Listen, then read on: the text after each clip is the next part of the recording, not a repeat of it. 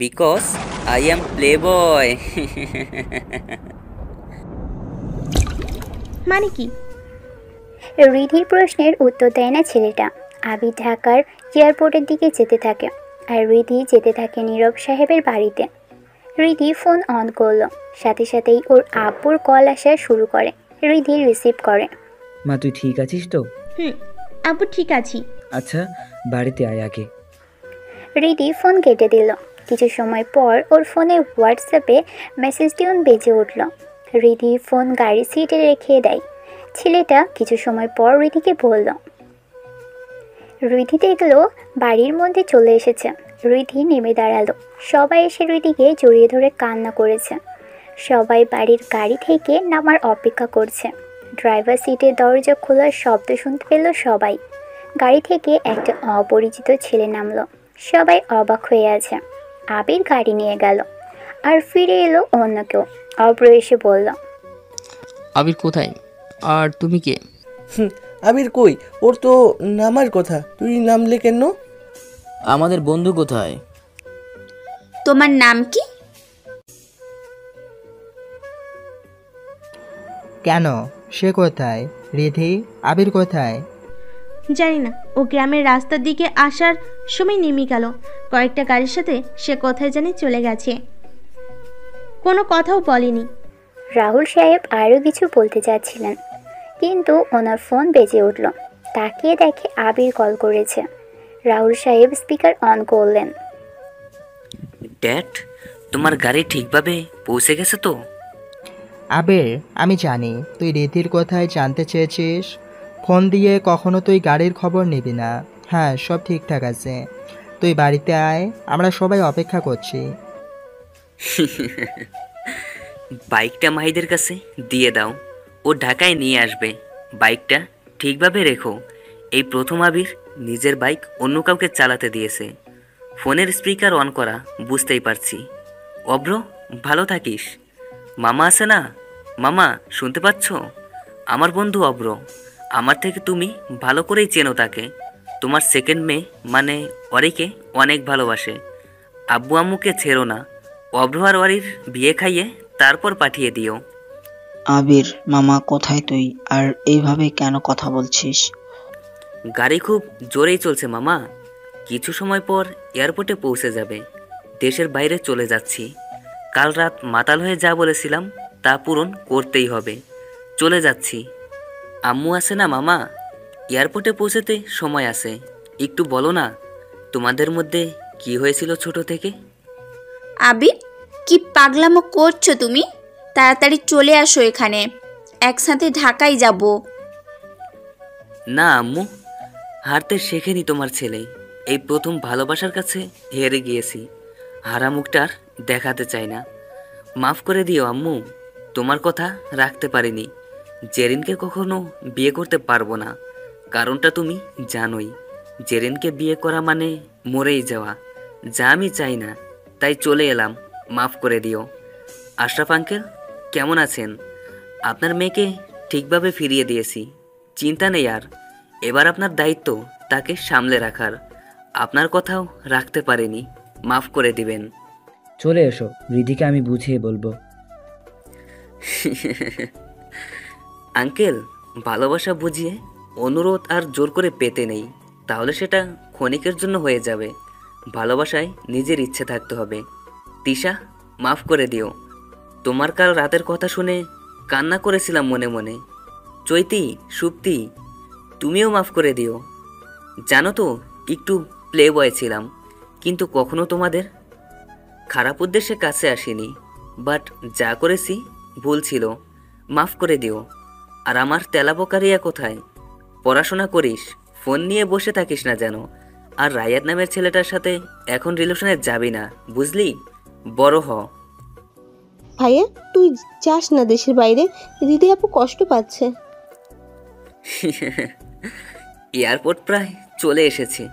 Avro, Tanzim, Nishad, best of luck, tata. Abir phone কেটে দেয়। সে কেঁদে ফেলেছে। মাহির যে আবিরের বাইকটা স্টার্ট করলো। সে বাইক চালিয়ে চলে আসে সেখান থেকে। সবাই চুপ হয়ে গেছে।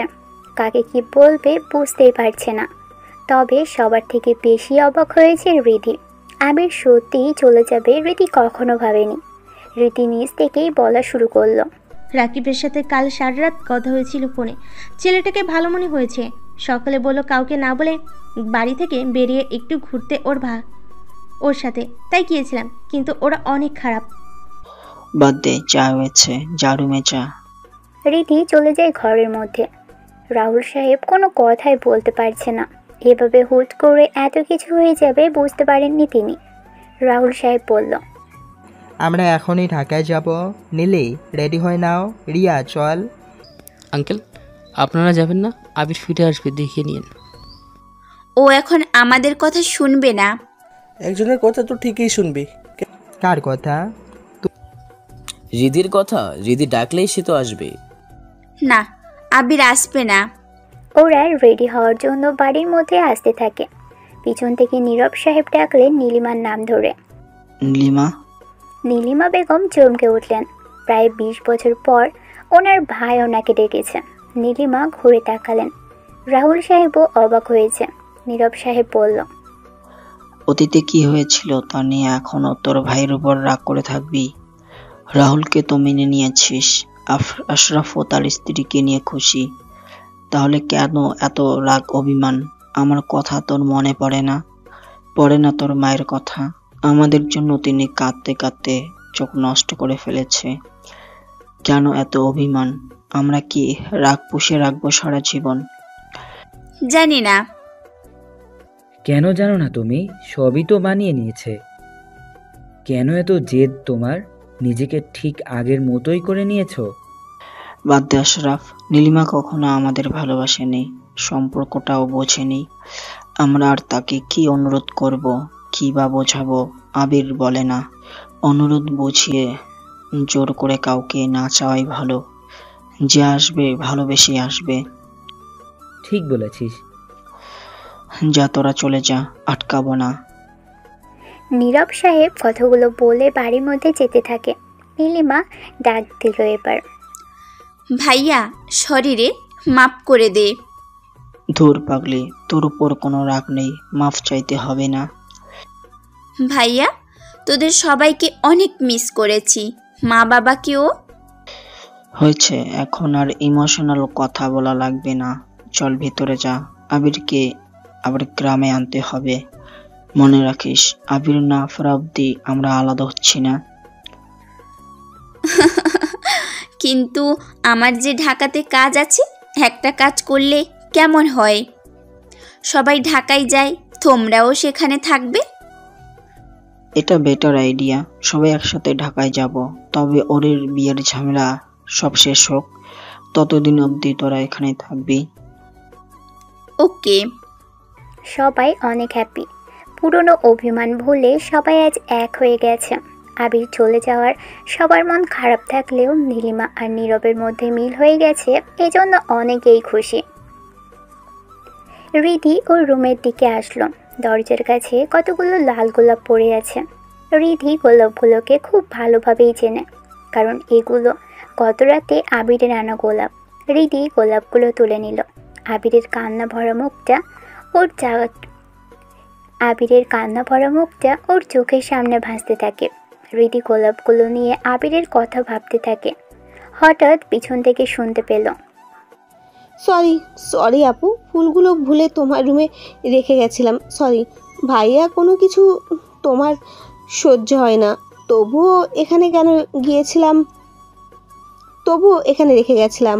আসলে ফুলগুলো নিয়ে সকালে ভাইয়ার রুমের দিকে যাচ্ছিলাম, তোমাকে দেখতে না পেয়ে ফুলগুলো রেখে চলে যেতে হয়েছিল ভুলে। আমাকে দিন। আর সরি ভাইয়ার আনা ফুল আপনার চোখের সামনে আনার জন্য। রিয়া রিধির থেকে ফুলগুলো কেড়ে নিল। রিধি পোকার মতো তাকিয়ে থাকে রিয়ার দিকে। ফুলগুলো যাওয়ার সাহসটুকুও হচ্ছে না রিধির। কীভাবে বা হবে? কাল রাতেই তো ফুলগুলো আবির কিনে এনে তাকে দিয়েছিল, কিন্তু সে গ্রহণ করেনি। তাহলে কেন চাইবে সে? রিধি দরজা খুলে রুমে যায়, গোসল শেষ করে। দুপুর গড়িয়ে বিকেল হয়। রিধি ওর ফোন হাতে নিল। ডাটা কানেকশন অনই ছিল সারাটার সময়।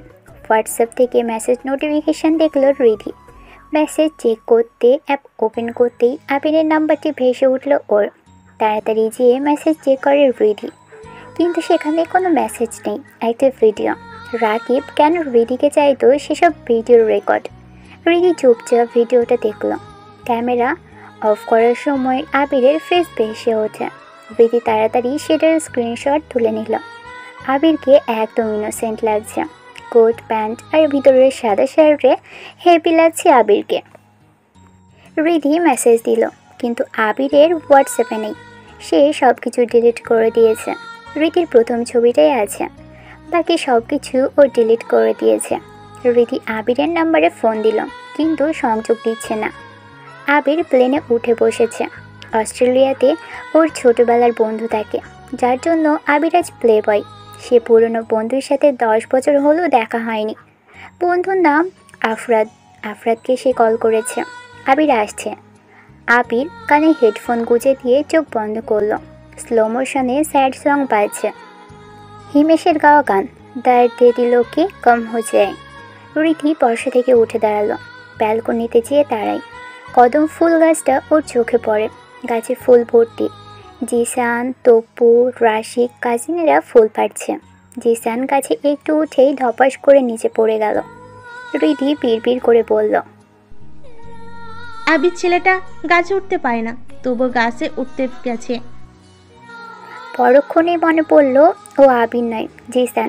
জিসান জোরে জোরে বলল, তোরা দাঁড়া, আমি মই নিয়ে আসছি। এ তপু, তুইও সাথে আয়। ওরা দুজন মই আনে। রিধি দৃশ্যটা কল্পনা করছে। সে রুম থেকে বের হলো। ড্রয়িং রুমে বসে সবাই আড্ডা দিচ্ছে। রিধিকে দেখে নীলিমা বেগম ডাকলেন, কিন্তু রিধি কানেই নিল না। রিধি দৌড়ে বাড়ির পিছনে আসলো। নীলিমা বেগমও পিছনে পিছনে আসলেন। রিধি কদম ফুল গাছের নিচে যেয়ে দাঁড়ালো। জিসানকে বলল, আমাকে অনেকগুলো ফুল পেড়ে দেয় তো। জিসান গাছ থেকে বলল, তিশা আপু বলছিল তোমার নাকি কদম ফুল পছন্দ না। রিধি ঝাড়ি গলায় বলল, তুই পেড়ে আন তাড়াতাড়ি। জিসান অনেকগুলো ফুল পেড়ে আনে। রিধি সবগুলো নিয়ে নেয়। গাছের গোড়ায় বসলো রিধি। জিসানেরা সেখান থেকে চলে গেল। রিধি ফুলগুলোর দিকে এক দৃষ্টিতে চেয়ে আছে। নীলিমা বেগম মনে মনে বলে, প্রেম জিনিসটা বড়ই অদ্ভুত, পড়তে না চাইলেও প্রেমে পড়ে যেতে হয়। রাত হয়ে গেছে। রিধি সেখান থেকে উঠে চলে আসে। বাড়ির মধ্যে এসেই দেখে রিধির হাতে কদম ফুল। নীরব সাহেব প্রশ্ন করল, কি ব্যাপার রিধি, তোর হাতে এগুলো ফুল কে দিয়েছে? আবির দিয়েছে। কি দিয়েছে? জিসান পারছিল, তাই নিয়ে আসছি। রিধি তাড়াতাড়ি সেখান থেকে চলে যায়। সবাই অবাক হয়ে গেছে। রিধি ভুল করে আবিরের নাম বলে ফেলেছে। রিধি নিজেও অবাক। হঠাৎ করে ও নিজের মধ্যে এত পরিবর্তন অনুভব করতে পারছে। রাকিবের এমন আচরণে নয়, এই পরিবর্তনটা আবির এখানে না থাকায় হয়েছে। আবির থাকাকালীন রিধি বুঝতেই পারেনি আবিরকে সে মিস করত। এখন বেশ হাড়ে হাড়েই টের পাচ্ছে রিধি।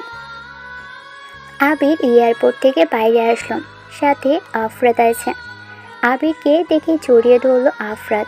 অস্ট্রেলিয়ায় একজন বড় বিজনেসম্যান আফরাদ BMW গাড়িতে করে আবিরকে নিতে এসেছে। অনেকটা দে, আমি ড্রাইভ করি। কোন দিকে পরে বলবো, আগে চল রুমে যাই। আবির গাড়ি ড্রাইভ করছে। আফরাদ পাশের সিটে বসে আছে। আফরাদ একমাত্র ব্যক্তি যে দূরে বসেই আবিরের মন ভালো করার অনেক চেষ্টা করত। দুজন আজ একসাথে। তারপর আবির বিশাল একটা বাড়িতে আসলো। আফরাদের নিজের বাড়ি এসে। বাড়িতে আঙ্কেল আর আফরাদই থাকে। আঙ্কেলের নাম ফরহাদ। আবিরকে দেখে ফরহাদ সাহেব জড়িয়ে ধরলেন, কারণ ফরহাদ সাহেব আবিরের কাছে অনেক বছরের ঋণী হয়ে আছে। হয়তো আবির না থাকলে ওনারা এ অবধি আসতেও পারত না। নীলিমা বেগম আফরাদকে নিজের ছেলের মতো ভালোবাসেন, আর আবিরকে ফরহাদ সাহেব নিজের ছেলের মতো করেই ভালোবাসেন। ফরহাদ সাহেব অনেক বেশি ফ্রি ওনার ছেলের সাথে। আবিরকে জড়িয়ে ধরে কিছু সময় ইমোশন প্রকাশ করলেন, তারপর বললেন,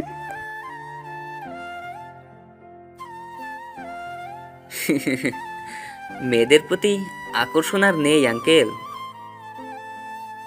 জানি না। আফরাত, থাক, রুমে গেলাম। তোর রুম খুঁজে বের করতে পারবো।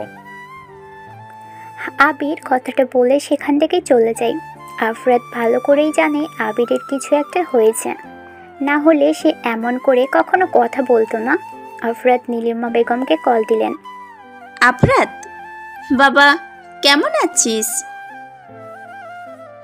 ও তোর কাছে গেছে তাই না?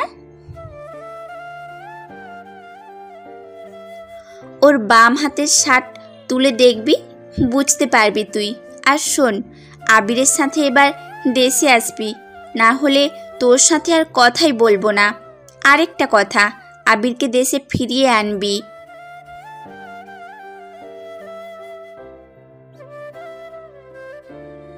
আফরাত তার বাবার কাছে ল্যাপটপ নিয়ে চলে যায়। ভিডিও কলে কথা হচ্ছিল ওনাদের। রীতি সিঁড়িতে দাঁড়িয়ে আবিরের কথা শুনছিল, কিন্তু আবিরকে নিয়ে কথা হলেও আবির নেই এখানে। রীতি ওর রুমের দিকে এগিয়ে যেতে থাকে। আবিরের রুমের সামনে এসেই থামলো ও। দরজা খুলে ভিতরে প্রবেশ করলো। আবিরের রুমে শুধু আবিরের জামা কাপড়গুলোই আছে, শুধু সে নেই। রীতি বিছানায় বসলে আবিরের বালিশে হাত রাখলো ও। কিছু সময় বসে থেকে উঠে চলে আসার প্রস্তুতি নিল। যখন সে বসা থেকে দাঁড়ায় তখনই চোখ যায় আয়নাতে। আয়নার উপরের অংশে লাল রক্ত দিয়ে রীতির নাম লেখা। রীতি আয়নার দিকে তাকালো। রীতি নিজের মুখ দেখতে থাকে। নিজের ঠোঁটে হাত দিল ও। প্রথম কোনো ছেলে ও ঠোঁটে ঠোঁট রেখেছে, আর সেই ছেলে হলো আবির।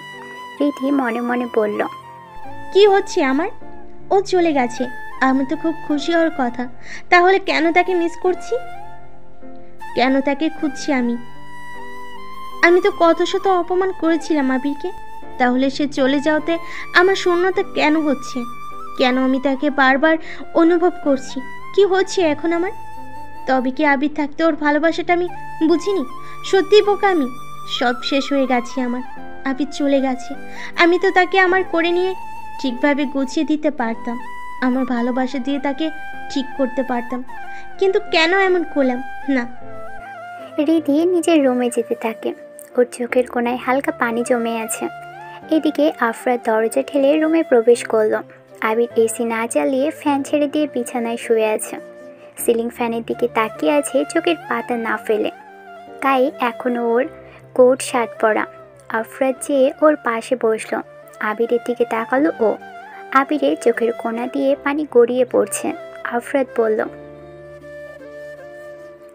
আবির শোয়া থেকে উঠল, তাড়াতাড়ি চোখ মুছে বলল, উপরে তাকিয়েছিলাম তো, এজন্য চোখে কিছু পড়েছে হয়তো, আর চোখ মেলেছিলাম, পানি বের হয়ে গেছে। আফরাত মুচকি হাসল। যা, বাইরে যা। ওকে। আবির গা থেকে কোট খুলল। শার্ট খুলতে যেয়ে থেমে যায়। আফরাতের দিকে তাকালো। মুচকি হাসলো আবির। সে শার্ট না খুলে হাতা গুটিয়ে বলল, এইটা দেখতে চাচ্ছিস? নে দেখ। আফরাত চমকে ওঠে। কতগুলো বড় বড় কাটার দাগ ওর হাতে। কপাল থেকে চুলগুলো সরিয়ে দেখালো আবির। সেখানেও কাটা দাগ। আফরাত প্রশ্ন করল,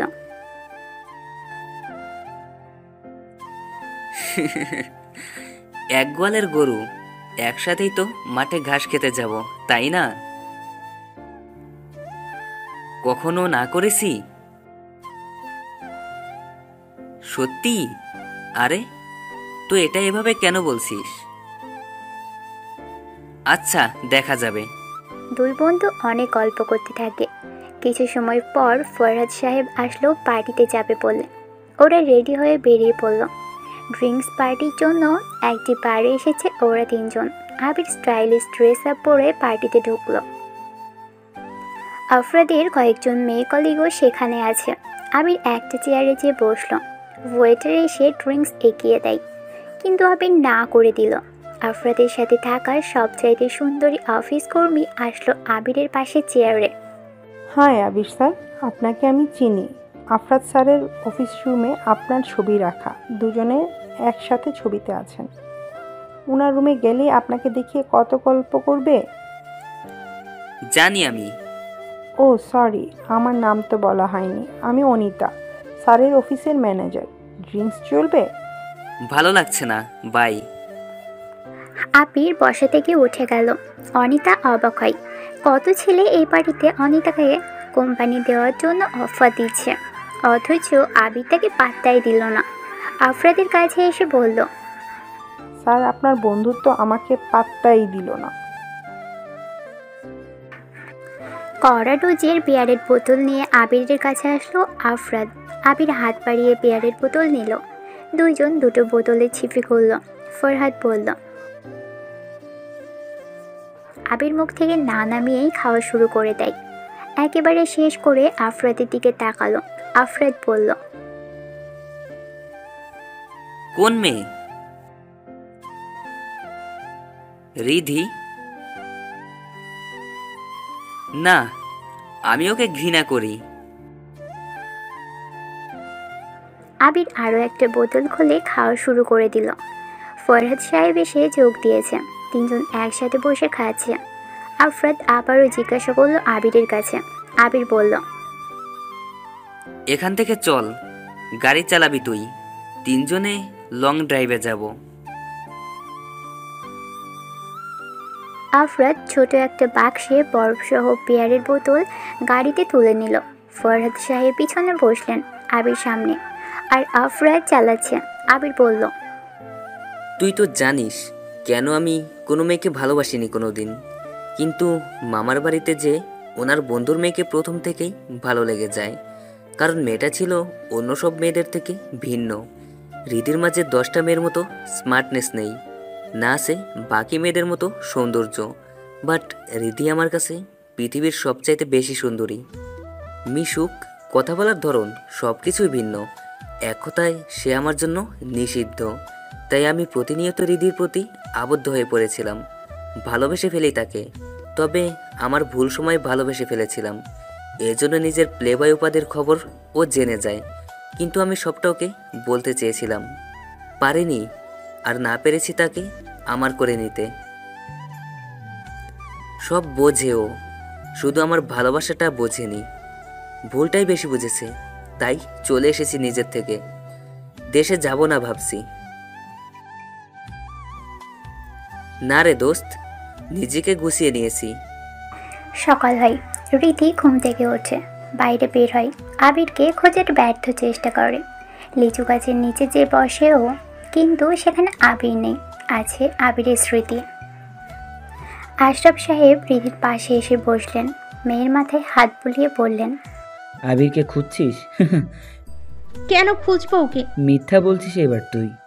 জানি না। আমি জানি আবিরকে খুঁজছিস। ও তোকে সত্যিই ভালোবাসতো। যতবার তুই বিপদে পড়েছিস সেই তোকে বাঁচিয়েছে। এমন কাউকে ছেড়ে দিতে নেই। কি করব আপু আমি? ও যখন ছিল তখন বুঝিনি ও সত্যিই ভালোবাসতো। এখন বুঝতে পারছি সব দোষ আমার, অনেক দেরি করে ফেলেছি। আরে ধুর, কোনো দেরি নেই, তুই চাইলেই সব হবে। আবিরকে ডাক, ফোন দে, কথা বল। ও কি শুনবে আমার কথা? শুনবে, ওটা ওর বন্ধুর হোয়াটসঅ্যাপ নাম্বার। শোন, যাকে পছন্দ করবি আগে তার বন্ধুকে পটাবি, দেখবি সেই সব হেল্প করে দিয়েছে। আশরাফ সাহেব চলে গেলেন কথাগুলো বলে। রীতি বসা থেকে উঠে দাঁড়ালো। অব্ররা আসলো বাড়িতে। রীতিকে ডাকলো অব্র। রীতি শোনো। বলো। কেমন আছো? আবিরের সাথে কথা হয়েছে? তবে ওর বন্ধুর নাম্বার নিয়েছি। কেন? তুমি তো ওকে ভালোবাসো না, তাহলে কেন ওর বন্ধুর নাম্বার নিচ্ছ? তোমার মনে আছে শেয়ার চিটিং গেমের দিন আবিরের পায়ে ব্যথা পেয়েছিল আর তুমি প্রথম হয়েছিলে? আবির সেদিন ইচ্ছে করে হেরে যায়, ইচ্ছে করে হোঁচট খেয়ে পায়। তোমাকে জিতিয়ে সে তোমার হাসি দেখেছে, সে তোমাকে জিতিয়ে খুশি হয়েছিল। শুধু সেটা না, ছাদে তোমার সাথে কথা বলার সময় তুমি যখন ওকে ধাক্কা দিয়েছিলে ওর কপাল ফেটে যায়। তুমি একবারও পিছনে ফিরে তাকাও নি। আমি জানি অনেক বড় ভুল করেছি। চলো না ওর বন্ধুকে রাজি করাই আবিরকে আনার জন্য। ওকে চলো, আমরাও যাই, আমাদের বন্ধু ফিরে আসুক। আবির ঘুমোচ্ছে। কাল ভোর রাতের দিকে বাড়ি ফিরেছিল তিনজন, এই জন্য আবির দুপুরেও ঘুমোচ্ছে। এদিকে তখন সকাল। ফোন বাজতে থাকে আফরাদের। ওয়াশরুম থেকে বেরিয়ে দেখে বাংলাদেশে থেকে ফোন। সে রিসিভ করে। নীলিমা বেগম সবাইকে ডাকলেন। ড্রয়িং রুমে ওনার ভাইয়ের সাথে বসে আছেন তিনি। সবাই এসে দাঁড়ালো। তিনি বললেন, 2 দিন পর আমরা সবাই ঢাকাতে যাচ্ছি। অভ্র, তানজিম আর নিশা তো যাবে। তোমাদের আব্বু আম্মুর সাথে কথা হয়েছে। সো আজকে থেকে সবাই রেডি হতে থাকো, ঢাকাতে যাচ্ছি। আমি যাব না আন্টি। তুই আগে যাবা। বাট আমার মেয়ে কি হবে? সবাই দরজার দিকে তাকায়। সোহেল এসেছে জেরিনকে নিয়ে। নীরব সাহেব বলল, বাদ দাও সোহেল, নীলিমা হুট করে সিদ্ধান্ত নিয়ে ফেলেছিল। কিন্তু আমি তো সব জায়গাতে জানিয়ে দিয়েছি আবিরের সাথে জেরিনের বিয়ে হবে। আবি তো জেরিনকে বিয়ে করবে না। সেটা আমার মেয়ের উপর ছেড়ে দাও, জেরিন ওকে রাজি করাবে। বাট এই সুযোগটা আমি দেব না। কেন দেবে না? কেন তুমি তুমি কি আবিরকে ভালোবাসো? রীতি কোনো কথা বলল না। জেরিন সামনের দিকে এগিয়ে আসলো। রীতির দিকে তাকিয়ে সে আবারও প্রশ্নটা করল। জেরিন বলল, রিধি, তোমার সময় শেষ, আমার সময় শুরু। সব তো সরি, ভুল এসব দিয়ে হবে না। আমিও তো যাবো ঢাকাতে, আবিরকে আমার করে নিব, কারণ ওনার মা নিজেই আমার সাথে বিয়ে দিতে চেয়েছেন। সো বিষয়টা তো ফেলে দেওয়া যাবে না। ঠিক আছে চলো, তুমি গেলে আমাদের কোনো প্রবলেম নেই। কিন্তু আঙ্কেল, গেমে যদি কম্পিটিটর না থাকে তাহলে কি মজা হয়? আচ্ছা, আবির আসুক, ও যা সিদ্ধান্ত নেবে সেটাই হবে। সোহেল জেরিনকে নিয়ে চলে যায়। রীতি সেখান থেকে চলে আসলো। আফরাদের কাছে আবিরের নাম্বার চেয়েছিল, কিন্তু আবির ফোনে ব্যবহার করেনি আসা অবধি। নাম্বার অফ করা আবিরের। রীতি আবিরের কথা ভাবছে সেদিনের বৃষ্টিতে আবিরের হাতে ঝালের গোড়া লাগিয়ে দেওয়ার কথা। অজান্তেই রীতি শিউরে উঠল। কতটা যন্ত্রণা হয়েছিল আবিরের, কিন্তু একবারও সেই যন্ত্রণা প্রকাশ করেনি আবির। এদিকে আবির ঘুম থেকে উঠল। চোখ খুলতেই ও দেখল অনিতা ওর রুমে চা নিয়ে আসছে। আবির বলল, আপনি এইখানে? স্যার বলল আপনাকে কোম্পানি দিতে। ননসেন্স হয়ে গেছে আফরাদ। আবির ওয়াশরুমে যায়। আফরাদের প্যান্ট পরে ফ্রেশ হয়ে বের হলো।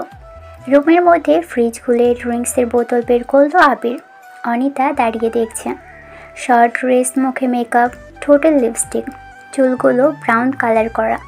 যে কোনো বাঙালি ছেলের রাতের ঘুম নষ্ট করার জন্য অনিতার এমন গেটআপ যথেষ্ট। আবির ড্রিঙ্কসের বোতল থেকে ড্রিঙ্কস ঢালতে থাকে গলায়। হালকা হালকা ড্রিঙ্কস আবিরের জিম করা সিক্স প্যাক শরীরের দিকে গড়িয়ে পড়ছে থাকে। লোমহীন বুক, পেটানো শরীর। অনিতা বোবার মতো তাকিয়ে দেখছে। আবির ড্রিঙ্কসের বোতল শেষ করে অনিতার দিকে তাকালো। রুম থেকে যান, আর প্লিজ দয়া করে আসবেন না। আমার বন্ধু যতই আমার মন ভালো করার চেষ্টা করুক, আপনাকে পাঠিয়ে সেটা সম্ভব না। কেন আবির সাহেব? Oh shut up, I hate just Abir সাহেব। আমাকে দয়া করে ওই নাম ধরে ডাকবেন না। আচ্ছা আমাকে দেখুন, আমাকে কেমন লাগছে? খুবই বিরক্তিকর।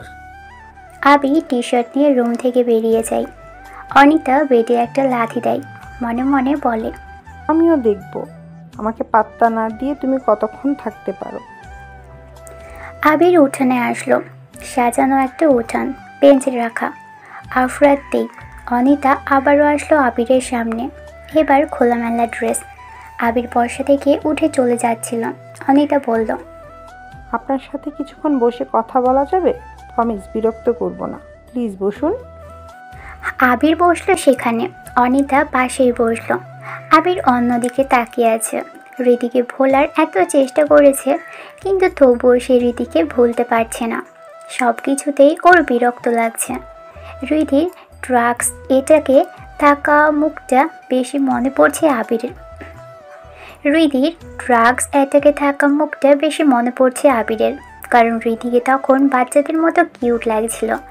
কিন্তু একটা আছে রীতির মধ্যে, যা আবির চেষ্টা করেও তাকে ভুলতে পারছে না। Abir, let's go to some fun. যেমন? ট্রুথ ডেয়ার খেলি। I have no interest. আচ্ছা খেলুন প্লিজ। আমি নিয়ম বলে দিচ্ছি, আপনাকে একটা পছন্দের বিষয় নিয়ে প্রশ্ন করব। যদি আমারও সেটা পছন্দ হয় তবে সেইখানে ট্রুথ ডেয়ার হবে না। যদি কারোটা না পেলে তখন ট্রুথ ডেয়ার হবে। রাজি? ওকে। প্রশ্ন করি, আপনার রাগ হলে তা প্রকাশ করতে চান না, তাই না? নিজের মধ্যে রাখেন। আমি আমার ব্যাপারটা বলছি, আমার রাগ প্রকাশের নিজের মধ্যেই থাকে, কখনো প্রকাশ করতে ইচ্ছে করে না। এবার আপনি বলুন। আমারও রাগ খুশি কোনো কিছুই সহজে প্রকাশ করি না। মন খারাপ হলে সেটা নিজের মাঝেই রাখি। মিলে গেছে তাহলে, এটাতে গেমস হবে না। এবার আপনি প্রশ্ন করুন। ওকে। নিজের দেশ ভালো লাগে নাকি এখানে থাকতে ভালো লাগে? পরিবারের সবাই এখানেই, তাই এখানে ভালো লাগে, দেশে যেতে ইচ্ছে করে না। আমার দেশে থাকতে ভালো লাগে। এটা অমিন। তাহলে আপনি ট্রুথ বা ডেয়ার দেবেন। আমি ট্রুথ। আফরাতকে ভালোবাসেন কিন্তু বলতে পারেন না। আমাকে নয়, বরং ওর সাথে থাকার জন্যই এখানে এসেছেন। আমাকে পটিয়ে আফরাতকে পাওয়ার প্ল্যান আছে, তাই না? অনিতা বসা থেকে উঠে দাঁড়ালো। আবির মুচকি হাসলো। আবির মনে মনে বলল, যখন আমি ড্রিঙ্কস করছিলাম তখন আপনার হাতে আফরাত নাম লেখা ছিল। মেকআপের কারণে সেই লেখাটা সচরাচর দেখা যায় না, কিন্তু আমি টের পেয়েছি। অনিতা প্রশ্ন করল, সত্য, কিন্তু আপনি কি করে জানেন? থাক না, একটু রহস্য। আবির সেখান থেকে চলে আসলো। 2 দিন পর নীরব সাহেবের বাড়ির সবাই ব্যস্ত হয়ে পড়েছে ঢাকায় যাওয়ার জন্য। নীলিমা বেগম আফরাতকে বলেছে আবিরকে যেন সেভাবেই নীলিমা বেগম আফরাতকে বলেছে আবিরকে যেন যেভাবেই হোক বাড়িতে ফিরিয়ে আনতে। আবির ওর বন্ধুকে অনেক বেশি ভালোবাসে, তাই আফরাতের কথা ফেলতেও পারবে না। বাচ্চারা সবাই রেডি হয়ে গাড়িতে যেয়ে বসেছে। রীতি এখন তিশা বা চৈতিদের কারোর সাথেই কথা বলে না। সবাইকে ওর কেমন যেন শত্রু শত্রু মনে হয়। তার উপর জেরিন এসে জুটেছে। আবিরকে পেতে হলে রীতির এখন জেরিনের সাথে যুদ্ধ করতে হবে। রীতি খুব সহজেই আবিরকে পেয়েছিল, কিন্তু রীতি তাকে রাখেনি। রীতি মনে মনে বলল, আবির তো আমাকে ভালোবাসে। এতদিন সে আমার অবহেলা দেখেছে, এবার দেখবে ভালোবাসা। আবিরকে কারোর হতে দেব না। সবাই গাড়িতে উঠে বসে আছে। নীলিমা বেগম আর তার ভাই নীরব আবিরের নানুমাকে নিয়ে আসছে। সবাই অনেক খুশি, কারণ বহু বছরের অভিমান ভুলে সবাই একসাথে আছে। ঢাকা যাওয়ার উদ্দেশ্যে সবাই বের হলো। গাড়ি স্টার্ট দিল। আবির ছাদে দাঁড়িয়ে আছে, হাতে কফি। পাশে আছে অনিতা। আজ অনিতা সালোয়ার কামিজের সাথে মাথায় ওড়না পেঁচিয়ে দিয়ে এসেছে। এটা করেছে আবিরের কথা মতো। অনিতা জানে না কেন আবির তাকে এভাবে আসতে বলেছে। দুজন পাশাপাশি দাঁড়িয়ে বেশ হেসে হেসে গল্প করছে। আফরাত আসলো কফির মগ হাতে। আপনার বন্ধু আবিরটা না অনেক মজার।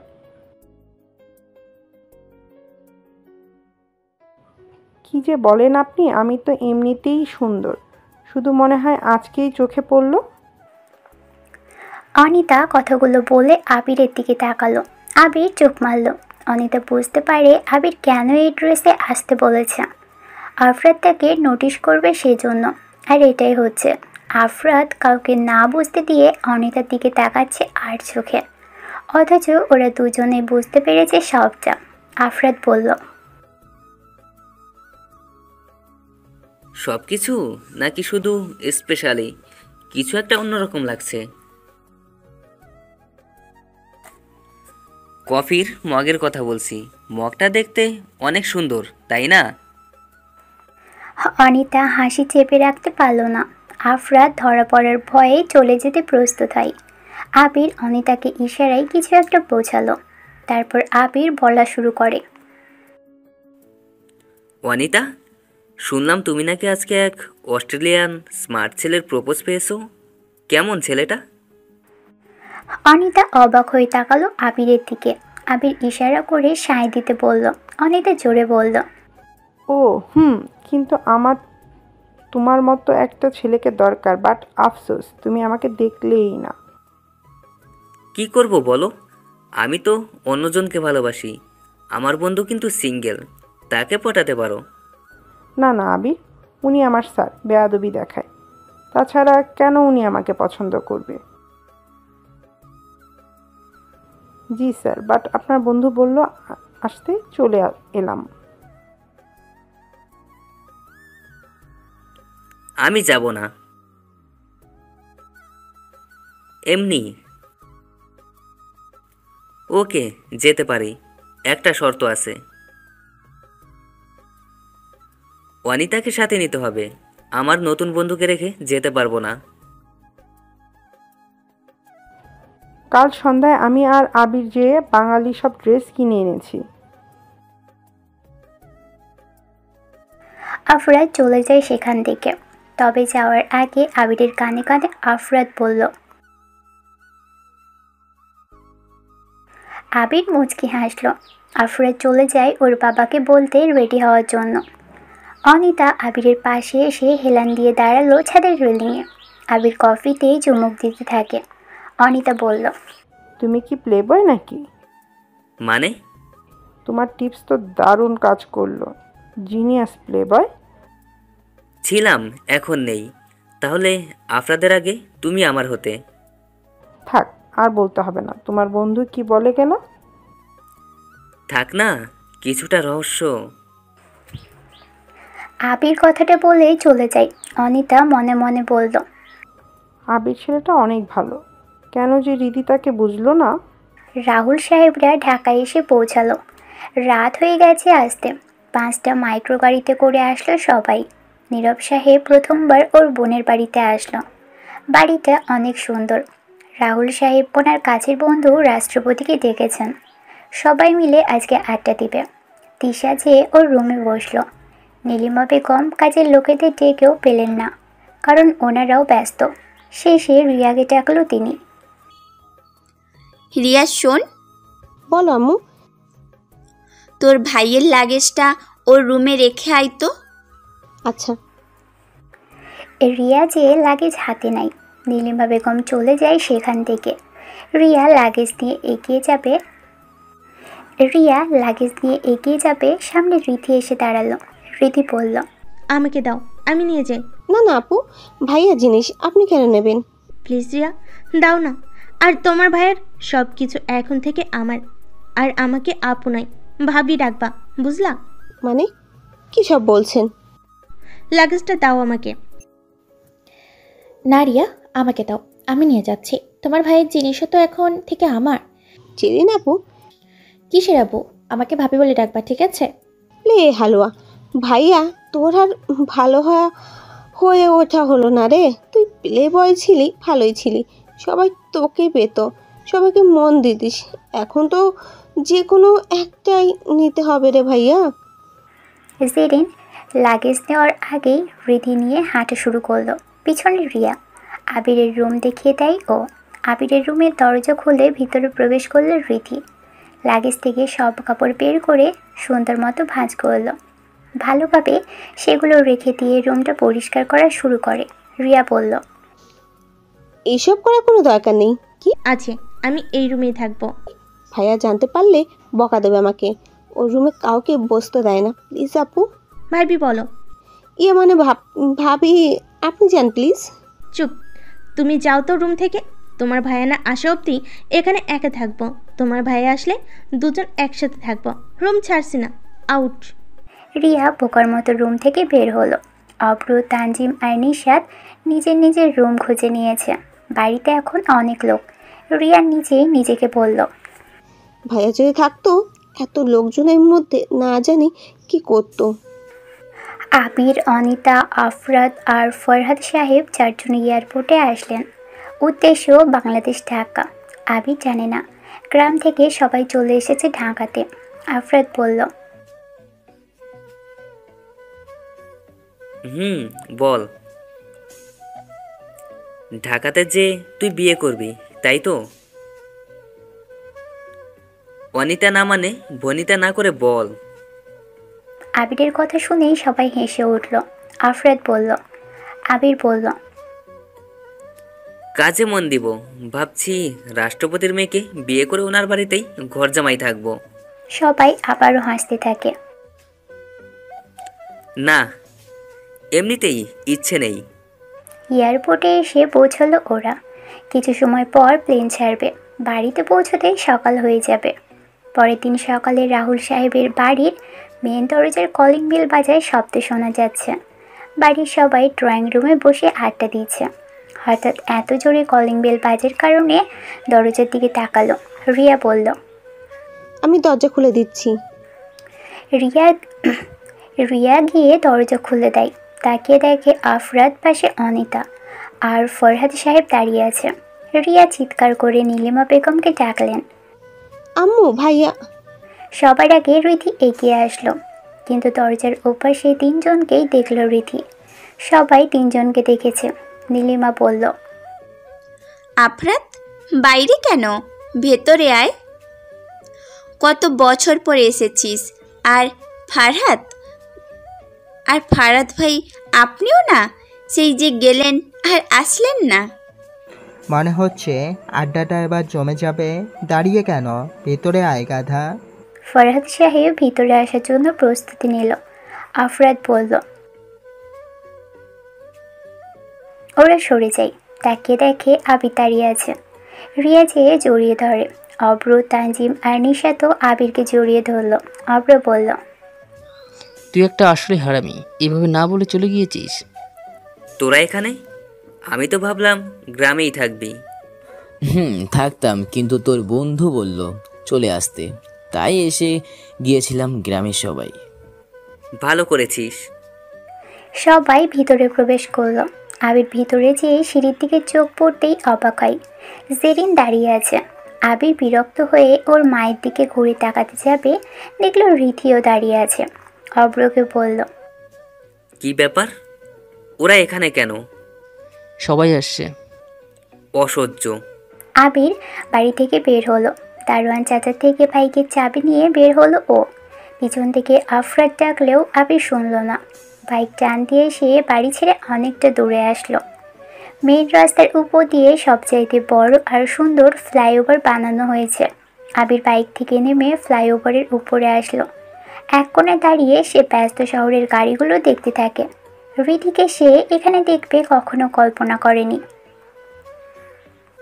রিধির থেকে এত বেশি দূরে যাওয়ার চেষ্টা করেছে ও, কিন্তু পারছে না। বারবার রিধির কাছেই চলে আসছে। রিধিও ব্যালকনিতে দাঁড়িয়ে আবিরের কথা ভাবছে। এখন দুজনকে ভালোবাসলেও সেটা অগোছালো হয়ে গেছে। আবির আর ভাবতে পারছে না। ওর খুব ক্লান্ত লাগছে, ঘুমানো প্রয়োজন। আবির বাড়ির উদ্দেশ্যে বের হলো। রিধি আবিরের রুমে এসে বসলো। বালিশে মাথা দিয়ে আবিরকে নিয়ে ভাবছে। আবির বাইক চালিয়ে বাড়িতে আসলো।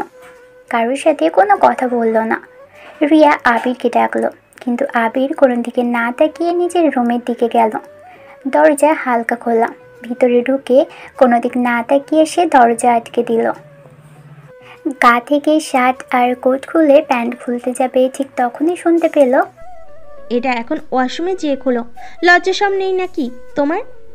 আবির চমকে ওঠে। পিছনে তাকিয়ে দেখে রিধি বিছানায় বালিশের সাথে হেলান দিয়ে বসে আছে। আবির তাড়াতাড়ি প্যান্ট ঠিক করে বলল, তুমি? সরি, আপনি এইখানে? ও সরি, আমি মনে হয় আপনার রুমে ঢুকে পড়েছি, কিন্তু এটা তো আমারই রুম। জি, এটা তোমারই রুম। কি? আপনি আমার রুমে কি করছেন? নিজের রুমে নিজে থাকবো না তো কে থাকবে? নিজের রুম মানে? আমার বরের রুম, এটা তো আমারই রুম। মানেটা কি? রাকিব কি এই রুমে এসে থাকে? আমার বরের রুম হলে এটা তো আমারই রুম। বেয়াদব একটা। রাকিব কেন রুমে আসবে? এটা কি রাকিবের রুম নাকি তোমার রুম? তো আমার রুম হলে আমি থাকবো, আপনি কেন এখানে? বেরিয়ে যান। বললাম না আমার বরের রুম আমারই। সে আমার পাশেই থাকবে। আমি তার বুকে মাথা রেখে ঘুমাবো। আম্মু? শাশুমাকে ডেকে কোনো লাভ নেই। কাউকে ডাকলে আমি কিন্তু জোরে চিৎকার দিব। থাকতে হলে আমার রুমে থাকুন, আর খালি কোনো রুম নেই। সো থাকতে হলে এখানে থাকতে হবে। বিশ্বাস না হলে রিয়াকে ডাকুন। কোনো রুম ফাঁকা আছে নাকি? আবির রিয়াকে ডাকলো। রিয়ার সাথে সাথেই দৌড়ে আসে রুমের মধ্যে। ওই ইনি আমার রুমে কি করছে রে? বলল তোমার বউ, তাই হিসেব মতো তোমার রুম। তুমি নাকি কাউকে না জানিয়ে আগে বিয়ে করে ফেলেছো ভাবিকে। এতদিন গ্রামে নাকি নাটক করছো। আম্মুকে এসব বলতে তিনি বারণ করেছে, তাই কাউকে বলিনি। তো তোমরা জানো কি করবা? তোমরা এবার নাটক থামাও আর একসাথে ঘুমাও। এবার ডাকলে আম্মুকে ডেকে আনবো। রিয়া কথাগুলো বলে চলে যায়। রীতি সাথে সাথেই বলল, আম্মুকে ডাকলে আমিও বলবো তুমি আমাকে জোর করে কিস করেছ, আর রোজ রাতে গ্রামে থাকার সময় আমার সাথে রুমে এসে। আবির গোটা ফ্লোরে ছুঁড়ে মারল রাগে। রীতি হাসতে থাকে। আবির গোটা ফ্লোরে ছুঁড়ে মারল। রীতি হাসতে থাকে। আবির ওয়াশরুমে যায়। অ্যাশ কালারের টি শার্ট আর স্টাইলিশ ট্রাউজার পরে বের হলো। চুলগুলো ঠিকঠাক করার জন্য আয়নার সামনে দাঁড়ায় আবির। রীতি বলল, এইদিকে আসো, আমি ঠিক করে দিই চুলগুলো। আবির কোনো কথা বলল না, রুম থেকে বেরিয়ে যায়। কাউকে বলতেও পারছে না রীতি ওর রুমে আছে। সবাই যদি উল্টো পাল্টা ভাবে। দুপুরের খাবার টেবিলে বসলো আবির। বাম পাশে জেরিন এসে বসলো। আবিরকে দেখে বলল, হাই ভবিষ্যৎ বর, এভাবে চলে গেছিলে কেন? বর? কিসের বর? তোমার সাথে আমার বিয়ে হলে বরই তো হবে। চুপ, এসব চিন্তা মাথা থেকে ফেলো। মোটেও না। আবির খেতে থাকে। ডান পাশে রীতি এসে বসলো। অব্র, আফরাত ওরা সবাই আবিরকে দুইজনের মাঝখানে দেখে সেই মজা পাচ্ছে। আবির খেতে থাকে। হঠাৎ সেরিন ওর পায়ের উপর পা দিল। আবির চমকে উঠল। বিষম তুলতে লাগলো ও। তখনই রীতি ডান পাশ থেকে আবিরের ডান পায়ের উপর পা তুলে দিয়ে পানি এগিয়ে দেয়। আবিরের বিষম সেরে গেছে। একবার সেরিনের দিকে তাকায় আবির, আর একবার তাকায় রীতির দিকে। রীতি কোনো কথা না বলে খেতে থাকে। জেরিনও সেম কাজ করছে। আবির বিরক্ত হয়ে ওঠে, নিজের রুমে যায়। রীতি আসলো কিছু সময় পর। আবিরকে বিছানায় দেখে বলল, ওদিকে সরে যাও, আমার ঘুম পাচ্ছে। আচ্ছা, প্রবলেমটা কি আপনার? তুমি আমাকে কেন আপনি করে বলছো? আপনি এইখানে কেন? গ্রাম থেকে কেন এসেছেন? আফরাত ভাইয়ের সাথে কথা হয়েছিল আমাদের, সেই তো প্ল্যান করে আনছে। যদিও আমার আসার ইচ্ছে ছিল অনেক। দেখুন দিদি, আমি না আর নিতে পারছি না। প্লিজ আমাকে একটু শান্তিতে থাকতে দিন। অশান্তিতে কখন ডাকলাম? আপনাকে গালি দিতে পারবো না আপনার মতো করে, সেজন্য ভালোভাবে বলছি। আপনি আমাকে জ্বালাবেন না। আমি আবির, এদিকে এসো। দুজনেই দরজার দিকে তাকালো। অনিতা এসে দাঁড়িয়েছে। অনিতা বাইরে থেকে বলল, ইনি কি রিধি? আমি রিধি, কিন্তু আপনি কে? অনিতা। আবির, আসো না তাড়াতাড়ি। আচ্ছা, আসছি। আবির বেরিয়ে যায় রুম থেকে। রিধিও বের হলো। অনিতা আবিরের হাত ধরে টেনে নিয়ে যেতে থাকে। রিধি এটা দেখে মনে মনে আবিরকে বকা দিতে থাকলো। তারপর, মেয়েটা তাহলে রিধি? অনিতা আর আবির বাইরে এসে একটা জায়গায় বসলো। রিধি ব্যালকনিতে দাঁড়িয়ে ওদেরকে দেখছে। আবির মাথা নাড়িয়ে অনিতাকে জানালো। অনিতা বলল, ওয়াও, মেয়ে হয়ে মেয়ের পরে ক্রাশ খেলাম। মেয়েটা যতটা সুন্দরী তার থেকে বেশি মায়াবী। আফরাতকে দেখিও না রিধিকে, তাহলে আর আমাকে পাত্তা দেবে না। বলো না, তোমার বন্ধুকে কিভাবে ইমপ্রেস করব? ওর কাঠগোলাপ খুব পছন্দ। আমার রুমের ব্যালকনিতে তাজা কাঠগোলাপ আছে। বাড়ির পিছনের বাগানেও এমনটা পাবে না। সেটা তাকে দিতে পারো। আর প্যারা নাই, ও তোমাকে ভালোবাসে, শুধু কাহিনী করছে। ওয়েট। আবিরের চুলের উপর একটা পোকা এসে বসলো। অনিতা সেটা দেখে আবিরকে নড়তে বারণ করেছে। অনিতা একটু ফু দিল। পোকা উড়ল না। আবিরের বড় চুল অনিতার ফু দেওয়ার কারণে মুখে এসে পড়ছে। অনিতা সেগুলো হাত দিয়ে সরাতে থাকে। রিধি ব্যালকনিতে দাঁড়িয়ে এই সব কিছু দেখতে থাকে। রাগেও হাত মুষ্টিবদ্ধ করে রেলিংয়ে কিল দিতে থাকলো। অনিতা পোকা সরিয়ে দিয়ে বলল, পোকা ধরতে ভয় পাই, ফু দিয়ে তাড়ানোর চেষ্টা করছিলাম। মেয়েরা একটু ভীতু হয়, এটাও কিন্তু মেয়েদের সৌন্দর্যের একটি অংশ। দুজনে বেশ জমিয়ে গল্প করছে। রিধিয়া নিজেকে থামিয়ে রাখতে পারল না, সে নিচে নামে আবিরদের সামনে এসে দাঁড়ায়। আবির আর অনিতা পাশাপাশি সামান্য ফাঁকা রেখে বসেছে। রিধি বলল, কি ব্যাপার, আপনার প্রবলেম কি? আমার বরের সাথে এত চিপকে বসে আছেন কেন? বর? আবির, তুমি বিয়ে করেছো? ও কি বলবে? আমার সাথে কথা বলুন। হ্যাঁ, বিয়ে হয়ে গেছে আমাদের। দেখেনি ওর আমি একই রুমে আছি। রিধি, পাগলামি করা বন্ধ করুন। আর আমি যার সাথে যেভাবেই থাকি, আপনার প্রবলেম কোথায়? অনিতা, চলো তো, এসব মাথা নষ্ট টাইপ মেয়েদের সাথে কথা না বলাই ভালো। আপনি দেখো, রাগাবে না আমাকে। রাগলে কি? ব্লেড দেখেছো? নিজেকে কষ্ট দেব। এটা রাগ নয়, আবলামি যাকে বলে। Get lost. আবির, বিশ্বাস হচ্ছে না তো? দেখো। আবির ঘুরে তাকাতেই রিধি কয়েকটা টান দিল নিজের হাতে। রিধি বলল, ভেবো না আমি তোমার জন্য হাত কাটছি। আমি নিজেকে কষ্ট দিচ্ছি। কেন? তোমাকে ভালোবেসে ফেলাম। অনিতা, যাও তো, ঝালের গুঁড়া আনো। কেন? যাও বলছি। আবির ছাড়ি তাই। অনিতা সেখান থেকে চলে গেল।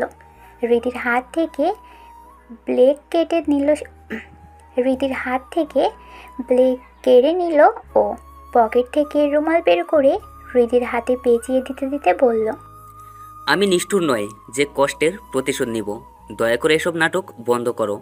আবার কার কার সাথে প্ল্যান করে আমাকে পুনরায় কষ্ট দেওয়ার এইসব অভিনয় করছো? আবির, এটা অভিনয় মনে হচ্ছে? হচ্ছে। তাহলে তুমি যা যা করেছো আমার জন্য, সেটা অভিনয় ছিল না? হ্যাঁ, অভিনয় ছিল। হ্যাপি এবার? না, ছিল না। আমি জানি। আমি সরি। তো আমাকে কেন বুঝছো না? আমি বোকা ছিলাম, ভুল ছিল, মাফ করে দাও। আমাকে কষ্ট দিও না। আমি সত্যি বলছি, ভালোবাসি তোমাকে। বিশ্বাস হয় না? যাই হোক, কখনো জানতে চাওনি আমি কেন প্লে বয় ছিলাম। কখনো শুধরানোর সুযোগ আমাকে দাওনি। আমি আর আফরাত যখন ক্লাস 10-এ পড়ি, আমাদের মহল্লা ছাড়িয়ে পাশের একটি মহল্লায় একটি মেয়েকে ভালোবাসছিল আফরাত। মেয়েটার নাম ছিল দীপ্তি। দীপ্তিকে আফরাত এত বেশি ভালোবাসছিল যে আফরাত ওর জন্য সুইসাইডও করতে গিয়েছিল, কিন্তু মরতে মরতে বেঁচে গেছে ও। মেয়েটা ছিল প্লে গার্ল। ছেলেদের সাথে ফ্লার্ট করা, ছেলেদেরকে ঠকানোই ছিল ওর নেশা। আমি আফরাত এসএসসির পর রাতে ঘুমিয়েছিলাম। আমার ফোনে একটা কল আসে। আমাদের স্কুলের এক ছোট ভাই ফোন দিয়ে বলে,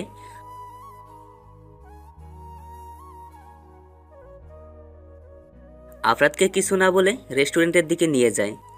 দীপ্তি সত্যি একটা ছেলের সাথে বসে আছে, হাতে হাত রেখে। আফরাত দীপ্তির কাছে যায়। দীপ্তি আফরাতকে দেখে চিনতেই পারে না। সবাইকে আফরাতকে না চেনার ভান ধরে, অনেক অপমান করে। সেদিন না কিছুই বলতে পারিনি, চুপচাপ সেখানে দাঁড়িয়েছিলাম। আমি দেখেছি আফরাতকে কাঁদতে, দেখেছি ছোট্ট বয়সে সিগারেটদের সাদা ধোঁয়ায় নিজেকে ভিলেন করতে। আমি দেখেছি রাত জেগে কান্না করতে, হাত কেটে হসপিটালের বেডে 3 দিন পড়ে থাকতে। কতবার যে ছাদ থেকে লাফ দিয়ে নিজেকে মেরে ফেলার চেষ্টা করেছে আফরাত। ওকে আস্তে আস্তে সেখান থেকে ফিরিয়ে আনি। আব্বু আম্মুর সহায়তায় আফরাতকে নিয়ে আঙ্কেল বিদেশে চলে যায়। কিন্তু তার আগে ভেবেছিলাম কোনোদিন কখনো মেয়েকে ভালোবাসবো না। সব মেয়ে একই রকম, ছলনাময়ী। ছেলেদেরকে তারা কষ্ট দিতেই জানে, কখনো তারা ভালোবাসতে জানে না। আমার বন্ধুর কি দোষ ছিল? বেশি ভালোবাসতো, এটাই দোষ? বিশ্বাস করতো দীপ্তিকে, এটাই দোষ? ঠিক এমনটাই আমি করেছি সবার সাথে। কিন্তু সেদিন তোমাকে প্রথম দেখি, সেদিন থেকে নিজেকে পাল্টানোর চেষ্টা করেছি। কারণ চেয়েছিলাম তোমার টেক কেয়ার, তোমার শাসন, তোমার ভালোবাসায় নিজেকে ঠিক করে নিব। কিন্তু কখন যে আমি তোমার মাঝে আবেগ আর ভালোবাসা দিয়ে হারিয়ে গেছি বুঝতেই পারিনি। দোষ আমার, অকারণে তোমার উপর অসময়ে ভালোবেসে ফেলেছিলাম। একটা কথা শোনো, তোমার প্রতি ভালোবাসা আমার থাকবে চিরদিন, কিন্তু আমি আর তোমাকে চাই না। সো প্লিজ আমার থেকে তুমি দূরে থাকো। নিজেকে মানিয়ে নিতে পারবো আমি। তাই এসব বাচ্চামি আমার সামনে না করলে তোমার ভালো। Get lost. আবির রিধির হাতের রুমাল বেঁধে দিয়ে চলে যায়। রিধি আবিরের চলে যাওয়ার দিকে তাকিয়ে আছে। রিধি একবার ডাকলো আবিরকে, কিন্তু আবির আর পিছনে তাকালো না। রীতি সেখান থেকে চলে গেল। আবির ওর নানুমার সাথে দেখা করতে চাই। রীতি নীরব সাহেব আর আশরাফ সাহেবের সামনে এসে দাঁড়ালো। রীতির হাতে সাদা রুমাল বাঁধা, রক্ত লেগে আছে। আশরাফ অস্থির হয়ে রীতির দিকে এগিয়ে আসতে চাইল, কিন্তু রীতি থামিয়ে দিয়ে বলল, আব্বু, আমি আবিরকে ভালোবাসি, আমি ওকে বিয়ে করতে চাই। অবাক হয়ে সবাই তাকায় রীতির দিকে। মেয়েটা এভাবে কথা বলবে সবার সামনে কেউ তা ধারণা করেনি। নীরব সাহেব বলল, আবিরকে পেতে আগে নীলিমাকে ম্যানেজ করতে হবে, কারণ আবির একমাত্র ওর মায়ের কথায় গুরুত্ব দিয়ে শোনে। কিন্তু তোর হাতে। ওকে, আমি ম্যানেজ করে নিব। রীতি চলে যায় সেখান থেকে। রীতি এখন আবিরকে ভালোবাসে, কিন্তু আবির অভিমানে রীতির ভালোবাসাটা গ্রহণ না করলেও আবির যে রীতিকে ভালোবাসে। আবির দাঁড়িয়ে দাঁড়িয়ে কথাগুলো ভাবছিল। আফরাদ, অব্র, তানজিম আর নিশাত আসলো সেখানে। আফরাদ বলল, আমরা আবিরের বন্ধু বলে কথা। তুই আগে থেকেই রিধি আর অপরাধের সাথে কথা বলেছিলি বল? আমাকে এখানে আনার প্ল্যানটা শুধু তোর না, ওদের সবার। সাথে তোর আম্মুও আসছে। ওই ভুলের জন্যই তো মানুষ অনেক কিছু হারিয়ে ফেলে। বুঝতে পারছি তুই কেন এ কথা বলছিস। রিধি ভুল করেছিল, এখন শুধরে নিচ্ছে, তাই তো? কিন্তু ও যদি দীপ্তির মতো হয়? আবির, রিধি এখন তোকে ভালোবাসে, তুই জানিস?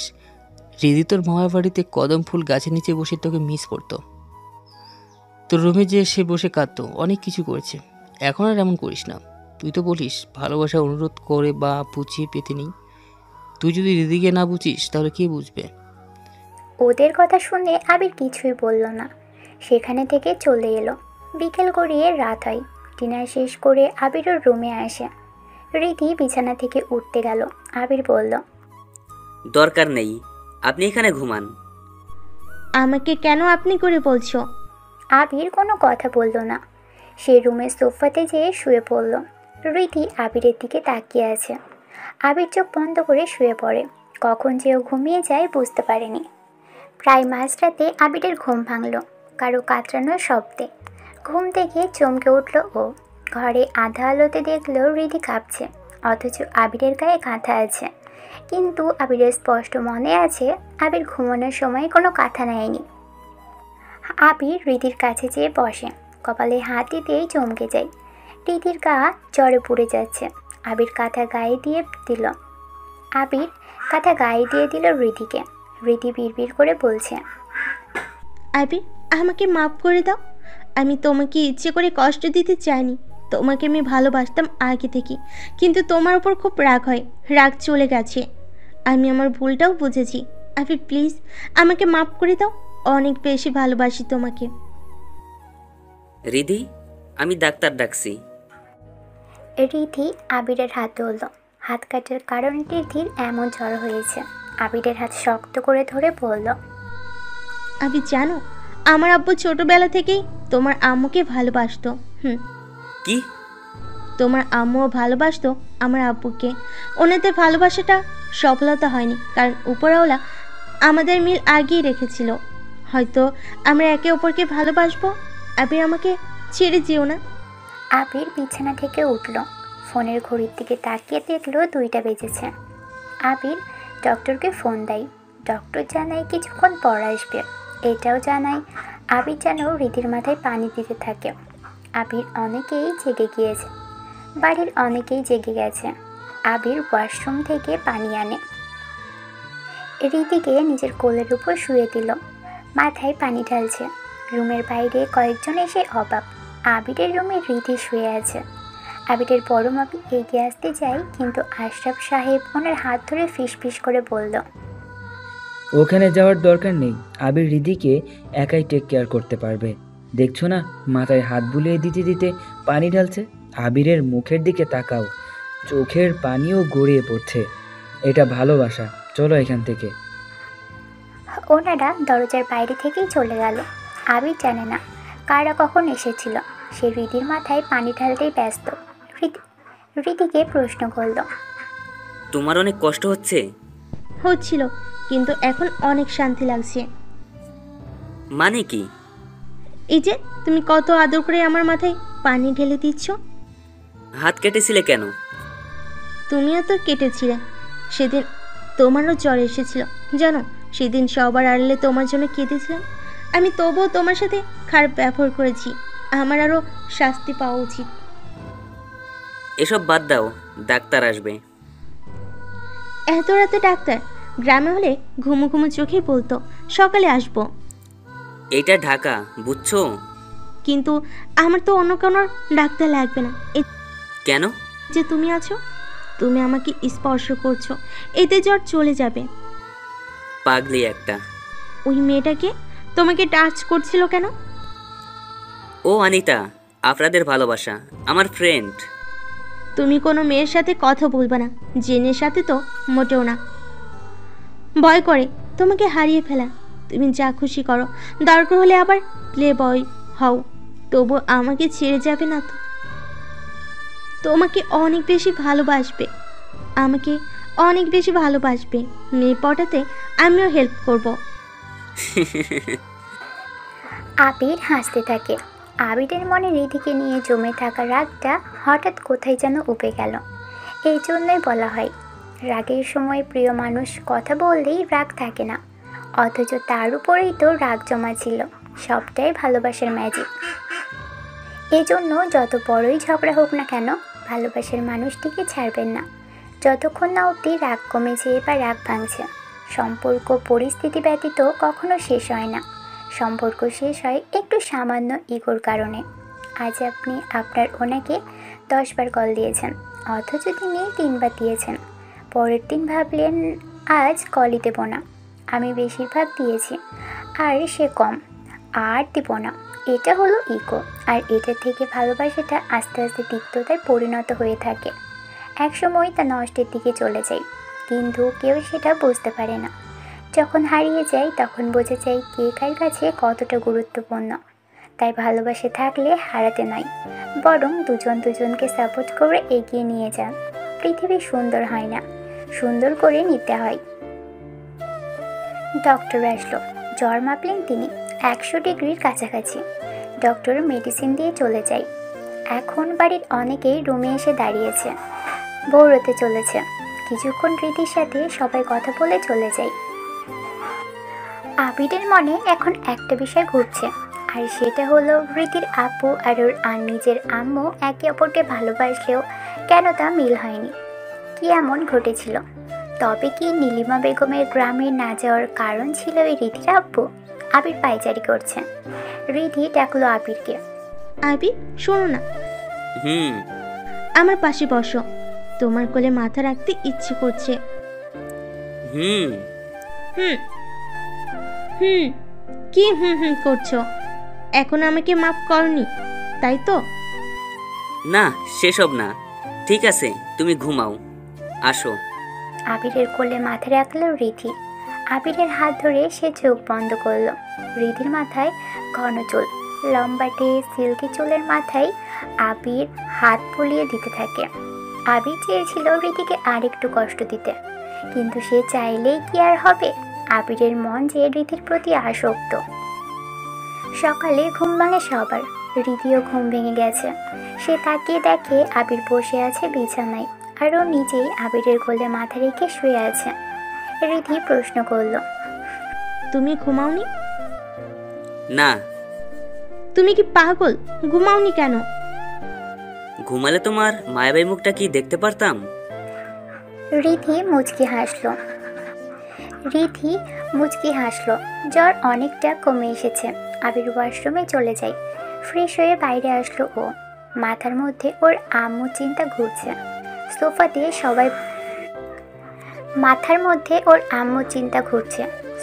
সবাই বসে আছে। আবির এসে সামনে দাঁড়ালো। নীরব মামা মজা করে বলল, কি ভাগ্নে, রিধুর উপর রাগ করে আছো নাকি গাছে? নেই দেখিসনি সারা রাত রিধির মাথায় পানি দিয়েছে। বাবা কি ভালোবাসা! কি ব্যাপার, তুই চুপ কেন? আবির কিছু বলবা? বলবো। আবির থামলো। সবার দিকে তাকিয়ে থেকে সে বলল, আম্মু, তুমি রিধির আব্বুকে ভালোবাসতে, আর তিনিও তোমাকে ভালোবাসতো। বিয়ের দিন বাসরাতে আব্বুকে তোমার থেকে দূরে থাকতেও বলেছিলে। আব্বু সেটাই করেছিল। গ্রামে তুমি যেতে না, মামাদের সাথে কথাও বলতে না। কি হয়েছিল বলো? আবিরের কথা শুনে সবাই একে অপরের দিকে তাকিয়ে থাকে। বাড়ির সবাই একসাথে জড়ো হয়েছে, কারণ ছোটরা কেউ এ ব্যাপারে জানে না। নীলিমা বেগম বলল, তেমন কিছু না, যতটুকু শুনেছিস ততটুকুই। না, সবটাই বল, কেন গোপন রাখছিস? আবির পিছনে তাকালো। আফরাদ ওর নানুমাকে নিয়ে আসলো আবিরের পাশে। আবিরের হাত ধরে নানুমা বলল, ছোট থেকেই আশরাফ আর নীলিমা একসাথে বড় হয়েছে। তোর মামার সাথে আশরাফের বন্ধুত্ব, এটাই বাড়ির সবাই জানতো, কিন্তু ওরা দুজন একে অপরকে ভালোবেসেছিল। তোর মাকে নিয়ে রিধির বাবা পালিয়ে যাচ্ছিল, কিন্তু তোর মামারা দেখে ফেলে, আশরাফকে মারে। আমাদের বাড়ির অনেকেই নীলিমা সেদিন খুব কেঁদেছিল।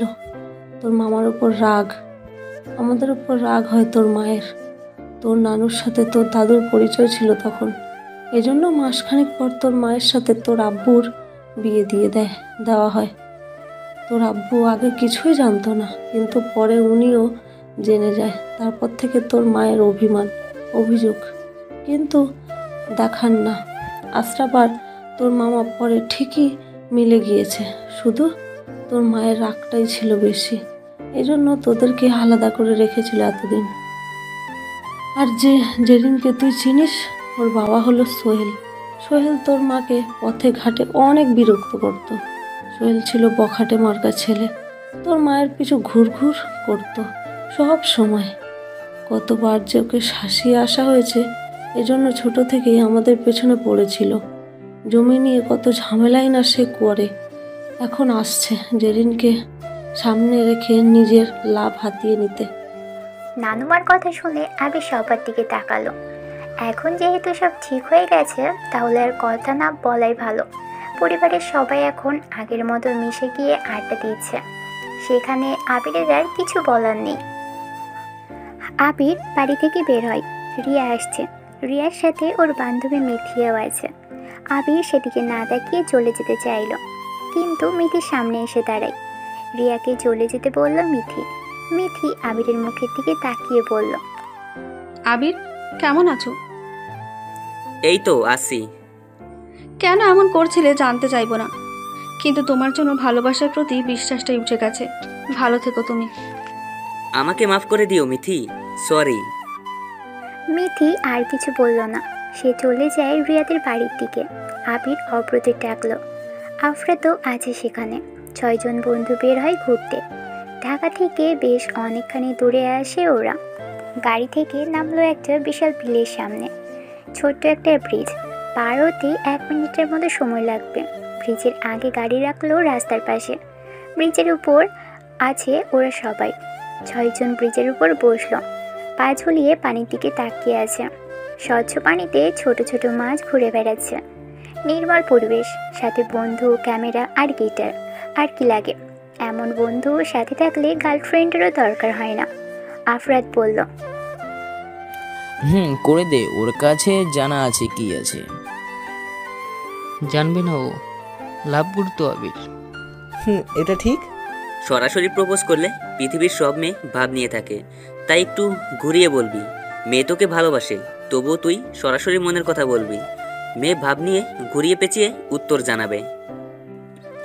এজন্য যে বলবি, তুমি কি আমাকে ভালোবাসো? আমি শিওর তুমি আমাকে কখনো ভালোবাসোনি, আর বাসবেও না, কারণ আমি তোমার জন্য পারফেক্ট নই।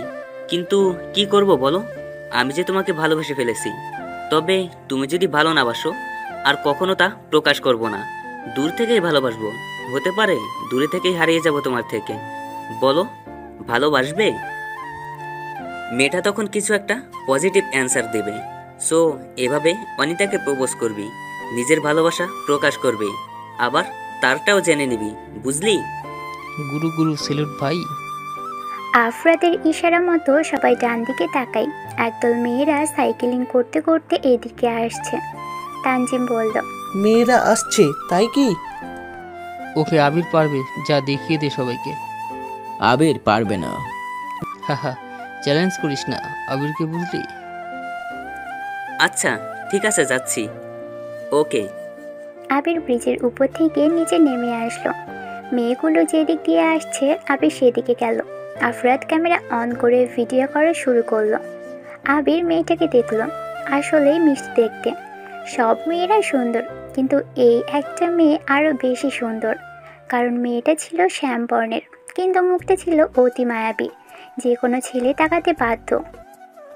আবির এমনিতেই স্টাইল নিয়ে থাকে, তার উপর দেখতে স্মার্ট সুন্দর। আবিরকেও মেয়েরা আর চোখে দেখা শুরু করলো। আবির হাত নাড়ানো শুরু করে সাইকেলগুলোকে থামায়। মেয়েরা একাই সাইকেল থামালো। আবির আশেপাশে তাকাই, পানির উপরে বড় শ্যাওলা গাছ, সেখান থেকে ফুল ছিঁড়ে আনলো আবির। মেয়েগুলো হাঁ করে আবিরের কাণ্ড দেখছে। ওদিকে ব্রিজের উপর থেকে বন্ধুরা ভিডিও স্টার্ট করে দিয়েছে, ফোনে কল চলছে। আবির ফুল নিয়ে এগিয়ে যায়। মেয়েগুলো সবাই ধারণা করেছে ওদের মধ্যে থাকা দেখতে সবচাইতে বেশি সুন্দরী যে মেয়ে তাকে আবির প্রপোজ করবে, কিন্তু ওদেরকে অবাক করে দিয়ে সুন্দরী মেয়েটার পাশ কাটিয়ে সবার শেষে যে মেয়েটা দাঁড়িয়ে আছে আবির তার সামনে যেয়ে দাঁড়ালো। মেয়েটা লজ্জামাখা দৃষ্টিতে আবিরের দিকে চেয়ে আছে। আবির কোনো কথা না বলে ফুলটা মেয়েটার সাইকেলে গুজে দিল। কিছু সময় মেয়েটার চোখের দিকে তাকিয়ে থেকে আবির জোরে করে বলল, তোমার মনে আছে সেদিন সাইকেল চালিয়ে যাচ্ছিলে? আমি থাক সেসব, এত মায়াবী না হলেও পারতে। কথাটা বলেই আবির মেয়েটা থেকে চলে আসা শুরু করে। আবিরের বন্ধুরা অবাক হয়, কিন্তু মেয়েগুলো কৌতূহলী হয়ে আবিরকে বলা শুরু করে। আবির যে মেয়েটার উদ্দেশ্য করে কথাটা বলেছিল সেই মেয়েটার নাম মিতু। মিতু আস্তে গলায় বলল, মানে কি বলছেন আপনি? আবির মুচকি হাসলো। সে মিতুর সামনে আসলো। আবির সাইকেলের দিকে তাকায়। আবির সাইকেলটা তেমন পুরাতন নয়, 1 বছর হতে পারে। মিতু সাইকেল কিনেছে। আবির ধারণা করে বলল, 9 মাস 22 দিন 17 ঘন্টা ধরে তোমাকে ভালোবাসি। ভাবছো সবটা কিভাবে মনে রেখেছি? বলছি শোনো। যেদিন তুমি সাইকেল নিয়ে বের হয়েছিলে ওই দিন আমি বাইক নিয়ে যাচ্ছিলাম। তোমার মাথায় ওড়না ছিল, বাতাসে তোমার মাথা থেকে ওড়না সরে যায়। তোমার কোকড়ানো কালো চুল আর ওড়না সরে যাওয়ার বিরক্তিকর চাহনি আমার কাছে ছিল যেন মাঝরাতে শুনশান পরিবেশের মতো, প্রকৃতির সাথে রাতের পরিবেশের প্রেম সময় যাকে বলে। আমি থেমে যাই, বাইক জোরে ব্রেক কষার কারণে আমি পড়ে গিয়েছিলাম। দেখো কপালে এখনো কাটা দাগ আছে। তুমি তাকাওনি আমার দিকে, তুমি নিজেকে সামলাতে ব্যস্ত ছিলে। কিছু সময় পর তুমি সাইকেল নিয়ে চলে যাও। আমি যেন তোমাতেই বিভোর হয়ে পড়ি। সেদিনের পর থেকে তোমাকে রোজ দূর থেকে দেখি। 4 মাস 11 দিনের সময় তোমার জন্য একটা চিঠি লিখি। ভাবছো চিঠি কেন লিখবো? কারণ হলো তোমাকে কাছে এসে ভালোবাসি বলার ভয়টা আমাকে সবসময় দমিয়ে রাখতো। আসলে তোমাকে ভালোবাসি বলার ভয় নেই আমার। ভয়টা কি জানো? তুমি আমাকে না করে দিবে। হয়তো এখন বলবে, দেখুন, আপনাকে চিনি না, আপনাকে কখনো দেখিনি, এভাবে কখনো ভালোবাসা গ্রহণ করা যায় না। ঠিক এই কথার ভয়ে তোমাকে বলতে পারিনি। আমি তোমার মায়াবিলতায় আবদ্ধ। স্কেচ আঁকার জন্য পেন্সিলের প্রয়োজন হয়। তুমি কি আমার মনে তোমাকে নিয়ে ছবি আঁকার পেন্সিল হবে? আমি না হয় তোমার জন্য হয়ে থাকবো সাদা স্কেচ বোর্ড। জানো মিতু, 6 মাস তোমাকে দূর থেকে ভালোবাসার পর তোমার নাম জানি। কত যে তোমাকে নিয়ে লিখেছি আমার ডায়েরির পৃষ্ঠাও জানে। ছাড়ো এসব, ভালো থেকো। কখনো আর তোমার সামনে আসবো না। বন্ধুদের কথায় আসলাম, কারণ তারাও জানে আমি তোমাকে একতরফা ভালোবেসে কতটা কষ্ট পাচ্ছি। সরি তোমার সময় নষ্ট করলাম। টেক কেয়ার, ভালো থেকো। আবির কথাগুলো বলে সেখান থেকে চলে আসতে থাকে। আবিরের বন্ধুগুলো বোকার মতো তাকিয়ে দেখছে। আবির যা বলল তা শুনে আফরাত নিজেই অবাক হয়ে গেছে। আবির এত কিছু কিভাবে বলল সেটাই ভাবছে সবাই। একটা মেয়ে মিতুর কাছে এসে বলল, ওই ছেলেটা তোকে কত কিছু বলল, চুপ করে আছিস কেন? কিছু বল। মিতু কিছুই বলতে পারছে না। একজন বলল, মিতু বলল, জানি না, তোরা কি করবি? একটা মেয়ে ডাকলো। আবির তারাই। মেয়েটা মিতুর পাশে দাঁড়িয়ে বলল, ভাইয়া, আমরা বুঝতে পারছি আপনার ব্যাপারটা, কষ্ট পাবেন না। ও কখনো এমন কিছুই অ্যাকসেপ্ট করেনি। আপনি চিন্তা করবেন না, ওর নাম্বার দিচ্ছি, আপনিও দিন আপনারটা। আর কোনো হেল্প লাগলে বলেন। আবির নাম্বারটা নিয়ে সেখান থেকে চলে যায়। মেয়েগুলোও চলে যেতে থাকে। মিতু নামের মেয়েটা আবিরের দিকে বারবার পিছন ফিরে তাকাতে থাকে। আবির মুচকি হাসছে। আফরাদরা আবিরের কাছে এসে দাঁড়ালো। আফরাদ সামনে তাকিয়ে রেসপেক্ট এক্সপ্রেশন দিয়ে বলল, আচ্ছা দেখা, নে নাম্বার, রিদিকে দিয়ে দিস। আবির গাড়ির কাছে চলে আসে। সবাই আসলো সেখানে। তারপর বাড়ি চলে যায়। আবির ছাদে এসে দাঁড়ায়। রাতের আকাশের দিকে তাকিয়ে আছে আবির। রিধি পাশে এসে দাঁড়ালো। মিতু নামের মেয়েকে তুমি প্রপোজ করেছো? হুম। তুমি না ফাজিলি রয়ে গেলে। হুম। আচ্ছা, এসবে আমার কোনো মাথা ব্যথা নেই।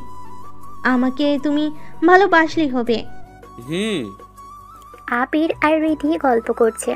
জেরিন দূর থেকে সব কিছু দেখছে। সে ওর বাবাকে ফোন দেয়।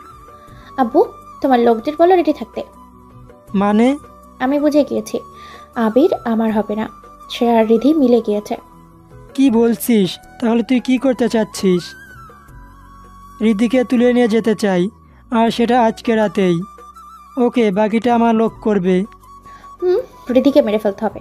আবিরকে আমার যে কোনো বিনিময়ে চাই। আচ্ছা, তাহলে আজকে রাতেই রিদিকে তুলে আনবো। আমি আবিরকে নিয়ে বাড়ি থেকে বের হবার প্ল্যান করেছি। আবির থাকলে রিদিকে তুলে নিয়ে যাওয়া সম্ভব না। ওকে, যা মনে চাই কর, আমি লোকদের বলে দিচ্ছি। সোহেল ফোন কেটে দিল। ঢাকাতে ওর গ্যাংদের অনেকগুলো ছেলেদের ফোন করলো। ঠিকানা সহ সব কিছু ডিটেলস পাঠিয়ে দেয় সোহেল। রিধি ঘুমোতে চলে যায়। আবির ছাদে দাঁড়িয়ে আছে। সে একটা সিগারেট চালায়। ধোঁয়াগুলো উপরে ছাড়তে থাকে। বেশ কিছু সময় পর জেরিন আসলো আবিরের পাশে। আবির জেরিনকে দেখে সেখান থেকে চলে যেতে প্রস্তুত হয়। জেরিন বলল, আবির, তোমাকে আর কখনো বিরক্ত করবো না, একটা অনুরোধ রাখবে? ভেবে দেখলাম তুমি আবার না, রিদি না থাকলেও তুমি আমাকে ভালোবাসবে না। এই জন্য সিদ্ধান্ত নিয়েছি, কখনো তোমাদের মাঝে আসবো না, তোমাদেরকে মুক্ত করে দিলাম। এটা বুঝতে পেরেছি, ভালোবাসা জোর করে কখনো হয় না, আর তোমাকে তো মোটেও আমি জোর করতে পারবো না। এতদিন হয়তো জোর করে তোমাকে চেয়েছি, কিন্তু বুঝিনি বিরক্ত করেছি তোমাদেরকে। একটাই অনুরোধ, আমি তো চলে যাব, ওই অনুরোধটা রাখবে? আসলে তোমাকে পাওয়ার আগে একটা স্বপ্ন আমার ছিল, সেই স্বপ্নটা পূরণ হয়েও হচ্ছে না। আমার তো তেমন কেউ নেই, যদি তুমি অনুরোধটা রাখো। বলো, কি অনুরোধ? আমাকে একবার এই রাতের শহরে কিছুটা লং জার্নিতে নিয়ে যাবে? খুব ইচ্ছে, প্রিয় মানুষের সাথে বাইকে করে মাঝরাতে লং জার্নিতে যাব। আমার তো প্রিয় মানুষ তুমিই ছিলে, তাই আবদারটা তোমাকেই করলাম। না থাক, অনুরোধটা রাখতে হবে না। কতজনেরই বা মনের ইচ্ছে পূরণ হয় বলো, আমারটা হবে না, আমি জানি। ভালো থেকো আবির। সেরিন কথাগুলো বলে সেখান থেকে চলে যেতে থাকে। আবির ডাকলো। সেরিন আবিরের পাশে এসে দাঁড়ায়। আবির সিগারেট ফেলে দিয়ে বলল, চলো, তোমার অনুরোধটা আমি রাখবো। কি এমন হবে? একটু তো ঘুরবে। আর ধন্যবাদ তোমাকে আমার থেকে চলে যাচ্ছ, কারণ আমি তোমাকে নয়, হৃদিকে ভালোবাসি। তোমাকে যেমনটা ভেবেছিলাম তুমি তার থেকে অনেক ভালো। না, যেতে হবে না। রিদি যদি কিছু মনে করে? কিছুই মনে করবে না, আর আমি তাকে ম্যানেজ করে নিব। সে আমাকে এখন যতটা ভুল বুঝেছিল তার থেকে বেশি বিশ্বাস করে। আর আবিরকে যে একবার মন থেকে বিশ্বাস করে তাকে আবির কখনো বিশ্বাস নিয়ে ঠকায় না। সো চলো। সত্যি যাবে আমাকে নিয়ে ঘুরতে? হুম। তাহলে আপুকে ফোন দিই, উনি রাস্তা থেকে আমাকে একেবারে বাসায় নিয়ে যাবে। একটা কাজ করি, আমি তোমাকে বাসায় দিয়ে আসি। লং জার্নি হবে, সাথে আমার বাইকে থাকতে পারবে। এটা তো আরো ভালো হবে। ওকে যাও, আমি আসছি বাইক নিয়ে। আবির কথাটা বলে ছাদ থেকে চলে যায়। জেরিন মুচকি হাসলো, মনে মনে বলল, এবার ভালোবাসার মাইন্ড গেমটা আমি শুরু করব। জেরিন ফোন করলো সোহেল আহমেদকে। হ্যাঁ জেরিন বল। আপু, এদিকে সব রেডি। রেদিকে তুলে গ্রামে আনবে। আমি আবিকে সেখানে নিয়ে যাচ্ছি। জোর করে হলেও আবিকে আমি বিয়ে করব, আর সেটা রেদির সামনে। সব কিছু প্ল্যান মতো চলবে। জেরিন ছাদ থেকে নিচে নেমে আসে। আবির রুমে এসে টি শার্টের উপর গেঞ্জি পরে নিল। রিধি বলল, কোথায় যাচ্ছ এখন? বাইরে। এত রাতে যেতে হবে না। চলে আসবো ভোরের দিকে, ঘুমাও। একা যাচ্ছ? হুম। শোনো। আবির বের হলো। রীতির কথা শুনলো না ও। রীতি তাড়াতাড়ি ব্যালকনিতে এসে দাঁড়ায়। তারপর আবির বাইক নিয়ে চলে আসলো জেরিনের সামনে। জেরিন মুচকি হাসছে। আবিরকে দেখে বলল, আমার মনে হয় তোমার যাওয়াটা ঠিক হচ্ছে না। কেন? রিধি যদি তোমাকে ভুল বুঝে? সেটা না হয় পরে দেখাবো। রীতি আবিরের কথা ভেবে ব্যালকনিতে এসে দাঁড়ালো। রীতি দাঁড়িয়ে সব কিছু দেখতে থাকে। মনে মনে বলল, আবির আমাকে মিথ্যা কেন বললো? কোথায় যাচ্ছে ও জেরিনকে নিয়ে? তবে কি আবির সত্যি আমাকে ভালোবাসেনি? সে কি আমার সাথে নাটক করেছিল? না না, আবির এমনটা করেনি। সে যদি ভালোবাসার নাটক করতো তাহলে এক রুমে থাকা সত্ত্বেও আমাকে নিজ ইচ্ছায় সে ছুঁয়ে দেখনি। আর যাই হোক, আবির আমার সাথে ভালোবাসার নাটক করতে পারে না। জেরিন বাইকে বসলো। পড়ে যাওয়ার ভান করে আবিরকে জড়িয়ে ধরলো শক্ত করে। রীতি রাগী দৃষ্টিতে তাকিয়ে আছে। আবির বাইক স্টার্ট দিয়ে সেখান থেকে বের হয়। জেরিন বাইকের পিছনে বসে আছে। আবিরকে জড়িয়ে ধরে বসেছে। আবির বাইক চালাতে থাকে। ওর বাইকে মিউজিক সিস্টেম অন করা, গান বাইছে ইমরানের গাওয়া। জেরিনের ফোনে মেসেজ আসলো। ওর আব্বু লোক মেসেজ করেছে, সেখানে লেখা। জেরিন হাসলো। আবির বাইক চালাতে থাকে। ওদিকে দুটো গাড়ি আবিরদের গাড়িকে এসে থামালো। দারোয়ান চাচা গেটের কাছেই ছিলেন। গাড়ির শব্দে তিনি গেটে ছোট ফুটো দিয়ে বাইরে তাকালো। কালো কাপড় পরা কতগুলো লোক বাড়ির সামনে এসে দাঁড়িয়েছে। দারোয়ান চাচা গেট না খোলার দড়ির সাহায্যে ওরা ওপাশে আসলো। দারোয়ান চাচা গেট না খোলাই দড়ির সাহায্যে এরা এপারে আসলো।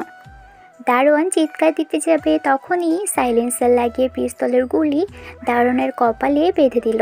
ওরা সবাই একসাথে বাড়ির মধ্যে আসলো। বাড়ির কাজে ছেলে জেগে গেছে। লোকগুলোকে দেখে জোরে চিৎকার দিয়ে উঠল। সাথে সাথে বাড়ির সবাই জেগে যায়। লোকগুলোর মধ্যে একজন কাজের ছেলেটার পেটে গুলি করে। ও ছিটকে পড়ে যায়। একজন কাকে যেন কল করলো। আরও কতগুলো লোক আসে সেখানে। বাড়ির সবাইকে এক জায়গায় করা হয়। একটা লোক বলল, কেউ কোনো কথা বলছে না, ভয়ে চুপ হয়ে আছে। বাড়ির সামনে সিকিউরিটি আর কাজের লোককে মেরে ফেলেছে তারা। রিধি সামনে এসে দাঁড়ায়। সে বলল, আমি রিধি। একজন বলে উঠল। রাহুল সাহেবদের সবাইকে অজ্ঞান করা হয়। এরপর তাদেরকে সেখান থেকে নিয়ে আসে। 5টা গাড়ি গ্রামের দিকে যেতে থাকে। সোহেলকে ইনফরমেশন দেওয়া হয়ে গেছে। সোহেল ওর মেয়ে জেরিনকে মেসেজ করলো, কাজ কমপ্লিট, ভোরে এসেছে, তোরা কোথায়? আবিরেরা গ্রামের কাছাকাছি চলে এসেছে। অনেক স্পিডে গাড়ি চালিয়েছে আবির। জেরিনের বাড়ির সামনে আসলো ও। জেরিন বাইক থেকে নেমে বলল, তোমার সাথে খুব তাড়াতাড়ি আবার দেখা হবে, সে সময় অনেক আফসোস করবে। এমনটা হবে না, আর ভালো থেকো। আর শোনো, সাবধানে যাবে, রীতির খেয়াল রাখবে, তাকে কখনো হারাতে দিও না। অবশ্যই। সে যেন না হারায়, এই জন্যই যে কোনো কিছু করতে প্রস্তুত থেকো। সব কিছু করতে প্রস্তুত। Take care. তুমিও। আবির বাইক ঘুরিয়ে সেখান থেকে চলে আসলো। বেশ কিছু দূর আসার পর রিদির কথা ওর অনেক মনে পড়ে। রিদিকে কল দেওয়ার প্রস্তুতি নিল ও। পকেট হাত দিয়ে দেখলো ফোন নেই। আবিরের মনে পড়ে ফোনটাও রুমে রেখে এসেছিল। আবির আবারও বাইক স্টার্ট দিল। জোরে স্পিড তুলে গ্লাস ছেড়ে যখনই সে এগিয়ে যাবে, কয়েকটি গাড়ি পরপর ওর সামনে দিয়ে বেশ স্পিডেই চলে যায়। সামান্যের জন্য আবির অ্যাক্সিডেন্ট করেনি। আবির পিছনে তাকিয়ে বলে, ওই দেখে চালা। কিন্তু গাড়িগুলো স্পিডে এগিয়ে যায়। আবিরের কথা আবির ছাড়া কেউ শোনে না। আবির বাড়ির দিকে যেতে থাকে। গাড়িটা ছিল সোহেলের লোকেদের। সে রীতিদেরকে তুলে নিয়ে যাচ্ছে। ভোর পেরিয়ে সকাল হয়ে গেছে। আবির বাড়িতে এসে পৌঁছলো। গেট খোলাই আছে। আবির বাইক স্লো করে দারোয়ান চাচা যেখানে বসতো সেখানে তাকিয়ে বলল, বাড়ির গেট এভাবে খোলা? পুরো কথা আবির শেষ করতে পারেনি। দারোয়ানকে রক্তাক্ত অবস্থায় পড়ে থাকা দেখে ও আবির বাইক রেখে দারোয়ানকে ধরে তুলল, কিন্তু তিনি অনেক আগেই মারা গেছেন। আবির দৌড়ে বাড়ির মধ্যে চলে যায়। মা বাবাকে জোরে জোরে ডাকতে থাকে। অব্র আফরাতকেও ডাকলো। রীতি বলে চিৎকার করলো আবির। কিন্তু কারো কোনো সারা শব্দ নেই। আবির এক রুম থেকে অন্য রুমে দৌড়ে যেতে থাকে, কিন্তু কেউ নেই বাড়িতে। সব কিছু ঠিকঠাক থাকলেও বাড়িতে কেউ নেই। আবির বাইরে আসতে থাকে। সোফার পিছনে কাজের ছেলেকে পড়ে থাকতে দেখে পেটে গুলি লেগেছে, সেও মরে পড়ে আছে। আবির চিৎকার করে কান্না শুরু করলো। সে দৌড়ে ওর রুমে যায়, ফোন হাতে নিল, ড্রয়ার খুলে নিজের পিস্তল বের করলো। ও নিচে আসলো আবির। হঠাৎ ওর ফোন বেজে উঠল। তাকিয়ে দেখে অচেনা নাম্বার। আবির তাড়াতাড়ি রিসিভ করে। ওপাশ থেকে একটা মেলে ভয়েস শুনতে পেল আবির। সে বলল, হ্যালো মিস্টার আবির, আমাকে চিনতে পারছো? ও সরি, নামটা তো এখনো বলিনি। আমি তোমার লং জার্নিতে শক্ত করে জড়িয়ে ধরে রাখা ভালোবাসার জেরিন। জেরিন, তুমি ঠিক আছো? আমি ঠিক আছি। কি হবে আমার? আমার বাড়ির সবাইকে কারা তুলে নিয়ে গেছে? বোকার ছেলে, তোমার বাড়ির সবাই তো আমার কাছে। তোমার মামার বাড়ির সামনে যে খেলার মাঠ আছে, মনে আছে? তুমি 6 মারছিলে বারবার। ওই মাঠে সবাইকে পিলার পুঁতে বেঁধে রেখেছে। সেদিন তুমি 6 মেরেছিলে, আজ আমি উইকেট নেব। ও, তাহলে এসব কিছু তোমারই প্ল্যান ছিল? তো চলে আসো। আসার সময় পাঞ্জাবি পরে আসবে। আমি কিন্তু বউ সাজে বসে আছি, সবাই আছে, বিয়েটা করে ফেলবো। দেখা যাক কে কার উইকেট নেয়। জেরিন ফোন কেটে দিল। রীতির কাছে যেয়ে দাঁড়ায় ও। তারপর কয়েকটা চট দিয়ে জেরিন বলল, তোকে আবির ভালোবাসে, যেটা আমি মানতে পারছি না। জানিস না তুই, ভালোবাসার মানুষের মুখে অন্য কারোর নাম শুনলে সবাই বলে খুন করে ফেলবো। অন্য কারো কথা বলে আমি খুন করব, তবে আবিরকে নয়, তোকে। তুই না থাকলে আবির আবার। এতদিন তুই আবিরকে ভালোবাসার প্লেবয় দেখেছিস, এবার দেখবি অ্যাকশনে প্লেবয়। এবার এমনিতেই আসবে আর বর সেজে আসবে, কিন্তু তোকে বিয়ে করতে আসবে না, এবার আমাকেই বিয়ে করতে আসবে। জেরিন হাসতে থাকে। কালো কাপড়ে মুখ বাঁধা যারা ছিল ওরা এক এক করে মুখ থেকে কাপড় সরাতে থাকে। রীতি হাবার মতো তাকিয়ে থাকে ওদের দিকে, কারণ ওরা রাকিব, পারভেজ, মিঠুন যারা রীতিকে ভালোবাসত, তারা সবাই এখানে আছে। ক্রিকেট খেলা শেষে যে ছেলেগুলো রীতিকে তুলে নিয়ে গিয়েছিল তারা আর রাকিবেরাও আছে। আবির বাইকে বসলো। সে পাঞ্জাবি পরেই বের হয়েছে। রাফাতের কিছু সময় পর আসতে বলল। সব ফোর্স আবির যাওয়ার কিছু সময় পর যাবে। আবির বেরিয়ে পড়ল। রাতে থেকে আরও বেশি স্পিডে সে বাইক চালাতে থাকে, যেন ছোটোখাটো ঝড় যাচ্ছে রাস্তা দিয়ে। রেসিং বাইকের মতো স্পিড। দুপুরের দিকে পৌঁছে গেল আবির সেখানে। জেরিন বসে আছে গাড়ির উপর। সত্যি জেরিন বউ সেজে আছে। আবিরকে পাঞ্জাবি পরে আসতে দেখলো সবাই। আবির বাইক থেকে নামলো, চারপাশে তাকালো ও। সবার মুখে টেপ দিয়ে রাখা। রীতির মুখ খোলা আছে। আবিরকে দেখে রীতি দৌড়ে আসতে চাইল, কিন্তু রাকিব রীতিকে ধরে আছে। আবির বলল, বাহ, সবাইকে দেখে আবারও ভালো লাগছে। কেমন লাগলো আমার গেমটা? দারুণ। তবে একটা ভুল হয়ে গেছে, আমাকে আগেভাগে সব কিছু জানালে। সবাইকে একটু মারবে, কষ্ট দিবা, বাট সবাই তো দেখছি ঠিকঠাকই আছে। বাজে বকা বন্ধ করো, কাজে এসে গেছে, এটা করে ফেলো, নাহলে আমি কিন্তু রীতিকে মেলে ফেলবো। ধুর, পুরনো সিনেমার স্কিপ কপি মারছো। নতুন কিছু ট্রাই করো। নায়ক ফাইট করবে না, এটা কি হয়? এটা কোনো সিনেমা না শালা। সেদিন তোকে মারতে পারিনি, কিন্তু আজ তোকে এখানে মেরে রেখে দেব। রাকিব কথাটা বলে স্টিক হাতে এগিয়ে আসতে থাকে। আবির পকেট থেকে সিগারেট বের করলো, ঠোঁটের কোনায় ধরে রেখে সামনে তাকালো। রাকিব দৌড়ে এগিয়ে আসতে থাকে। আবিরের কাছে আসতেই একটা গুলি চলার শব্দ শোনা যায়। আবির চুপচাপ দাঁড়িয়ে আছে, কিন্তু রাকিবের পায়ে গুলি লেগে সে মাটিতে পড়ে গেল। সাইলেন্সার লাগিয়ে গুলি করা হয়েছে। কে বা কোথা থেকে গুলি করা হয়েছে এটা কেবল আবিরই জানে। সবাই অবাক হয়ে আবিরের দিকে তাকিয়ে আছে। আবির রাকিবের হাত থেকে হকি স্টিক হাতে তুলে নিল। জেরিন দৌড়ে রীতির কাছে যেয়ে দাঁড়ায়। আবিরকে দেখে জেরিন রীতির গালে চড় বসিয়ে দিল। রীতির ঠোঁট ফেটে রক্ত বের হচ্ছে। আবিরের দিকে পারভেজ এগিয়ে আসতে থাকে। আবির স্টিক দিয়ে পারভেজকে মারা শুরু করে। আরও একটা গুলি এসে সে সময় পারভেজের হাতে লাগে। পারভেজ সেখানেই পড়ে গেল। জেরিন বলল, তুমি কি করছো? কে গুলি করছে? জেরিনকে অবাক করে দিয়ে কতগুলো পুলিশ গাড়ি আর সিকিউরিটি গার্ডরা চলে আসলো। জেরিন বলল, ওরা এখানে কেন? কারণ আমরা আবির স্যারের লোক, এজন্য স্যারের সাথে আমরাও থাকবো। সবাইকে থানায় নিয়ে যাও। আবিরের কথা মতো সবাই সেখান থেকে ওদেরকে নিয়ে যায়। আবির রীতির কাছে এসে দাঁড়ালে রীতি আবিরকে শক্ত করে জড়িয়ে ধরল। জড়িয়ে ধরে রীতি কাঁদতে থাকে। আফরাদ করে বোঝাতে চাইল রীতি আর আবির সবার বাঁধন খুলে দিয়েছে। সবাই যেন হাঁপ ছেড়ে বাঁচল। আবিরকে ঘিরে সবাই। রীতি এসে আবিরের পাশে দাঁড়ায়। আফরাদ বলে, কিন্তু শুধু আমার বিয়ে হবে এটা মানা যাবে না। তাহলে আমার একার না, সাথে আফরাত, অভ্র, নিশাত, তানজিম সবার বিয়ে হবে, না হলে আমি বিয়ে করব না। অভ্রের সাথে অরিয়াপুর, অনিতার সাথে আফরাদের, ইভার সাথে নিশাতে, আর তানজিমের সাথে ওর কফের। ওকে, তাহলে ব্যবস্থা করা হোক। সবার বিয়ের দিন আগামী মাসে ঠিক করা হয়েছে। সবাই তার প্রিয় মানুষকে পেয়ে গেছে। অভ্র এসে বলল, দোস্ত চল আমরা কাপড়রা মিলে বাইক নিয়ে ঘুরে আসি। সবাই একসাথে যাব। পরন্ত বিকেল, সবাই একসাথে ঘুরতে বের হলো।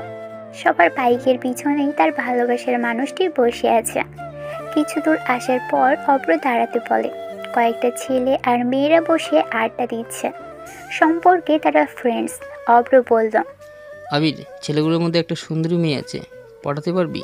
দেখি তোর প্লে বয়গিরি। কি বলে তুমি? আবির এখন প্লে বয় নেই। ওকে আমার বরটা মেয়ে পটিয়েছে, এবার আমি ছেলে পটাবো। কথাটা বলেই রীতি বাইক থেকে নামলো। আবির রীতির হাত ধরল। রাগী চোখে তাকিয়ে বলল, তুমি এখন থেকে কোনো ছেলের সাথে কথা বলবে না, আমার রাগ হয়। তাহলে তুমি এখানে অন্য কোনো মেয়ের সাথে কথা বলবে না, কারণ তোমার থেকে রাগ আমার বেশি হয়। কি? ওই তুমি মিতুর সাথে কথা বলছিলা? মোটেও না। আবির বাইক স্টার্ট করলো। ফোন বেজে উঠলো আবিরের। তাকিয়ে দেখে রাষ্ট্রপতির কল। আবির তাড়াতাড়ি রিসিভ করে। Hello sir. আবির, খুব ঝামেলায় পড়েছি। কি ঝামেলা বলুন? আর বলো না, অরিন তো আমার একমাত্র মেয়ে, ওর জন্য সব করতে পারি। জানি। আসলে ও একটা ছেলেকে ভালোবেসে ফেলেছে। মানে? ছেলেটা নাকি খুব অসহায়। তারপর?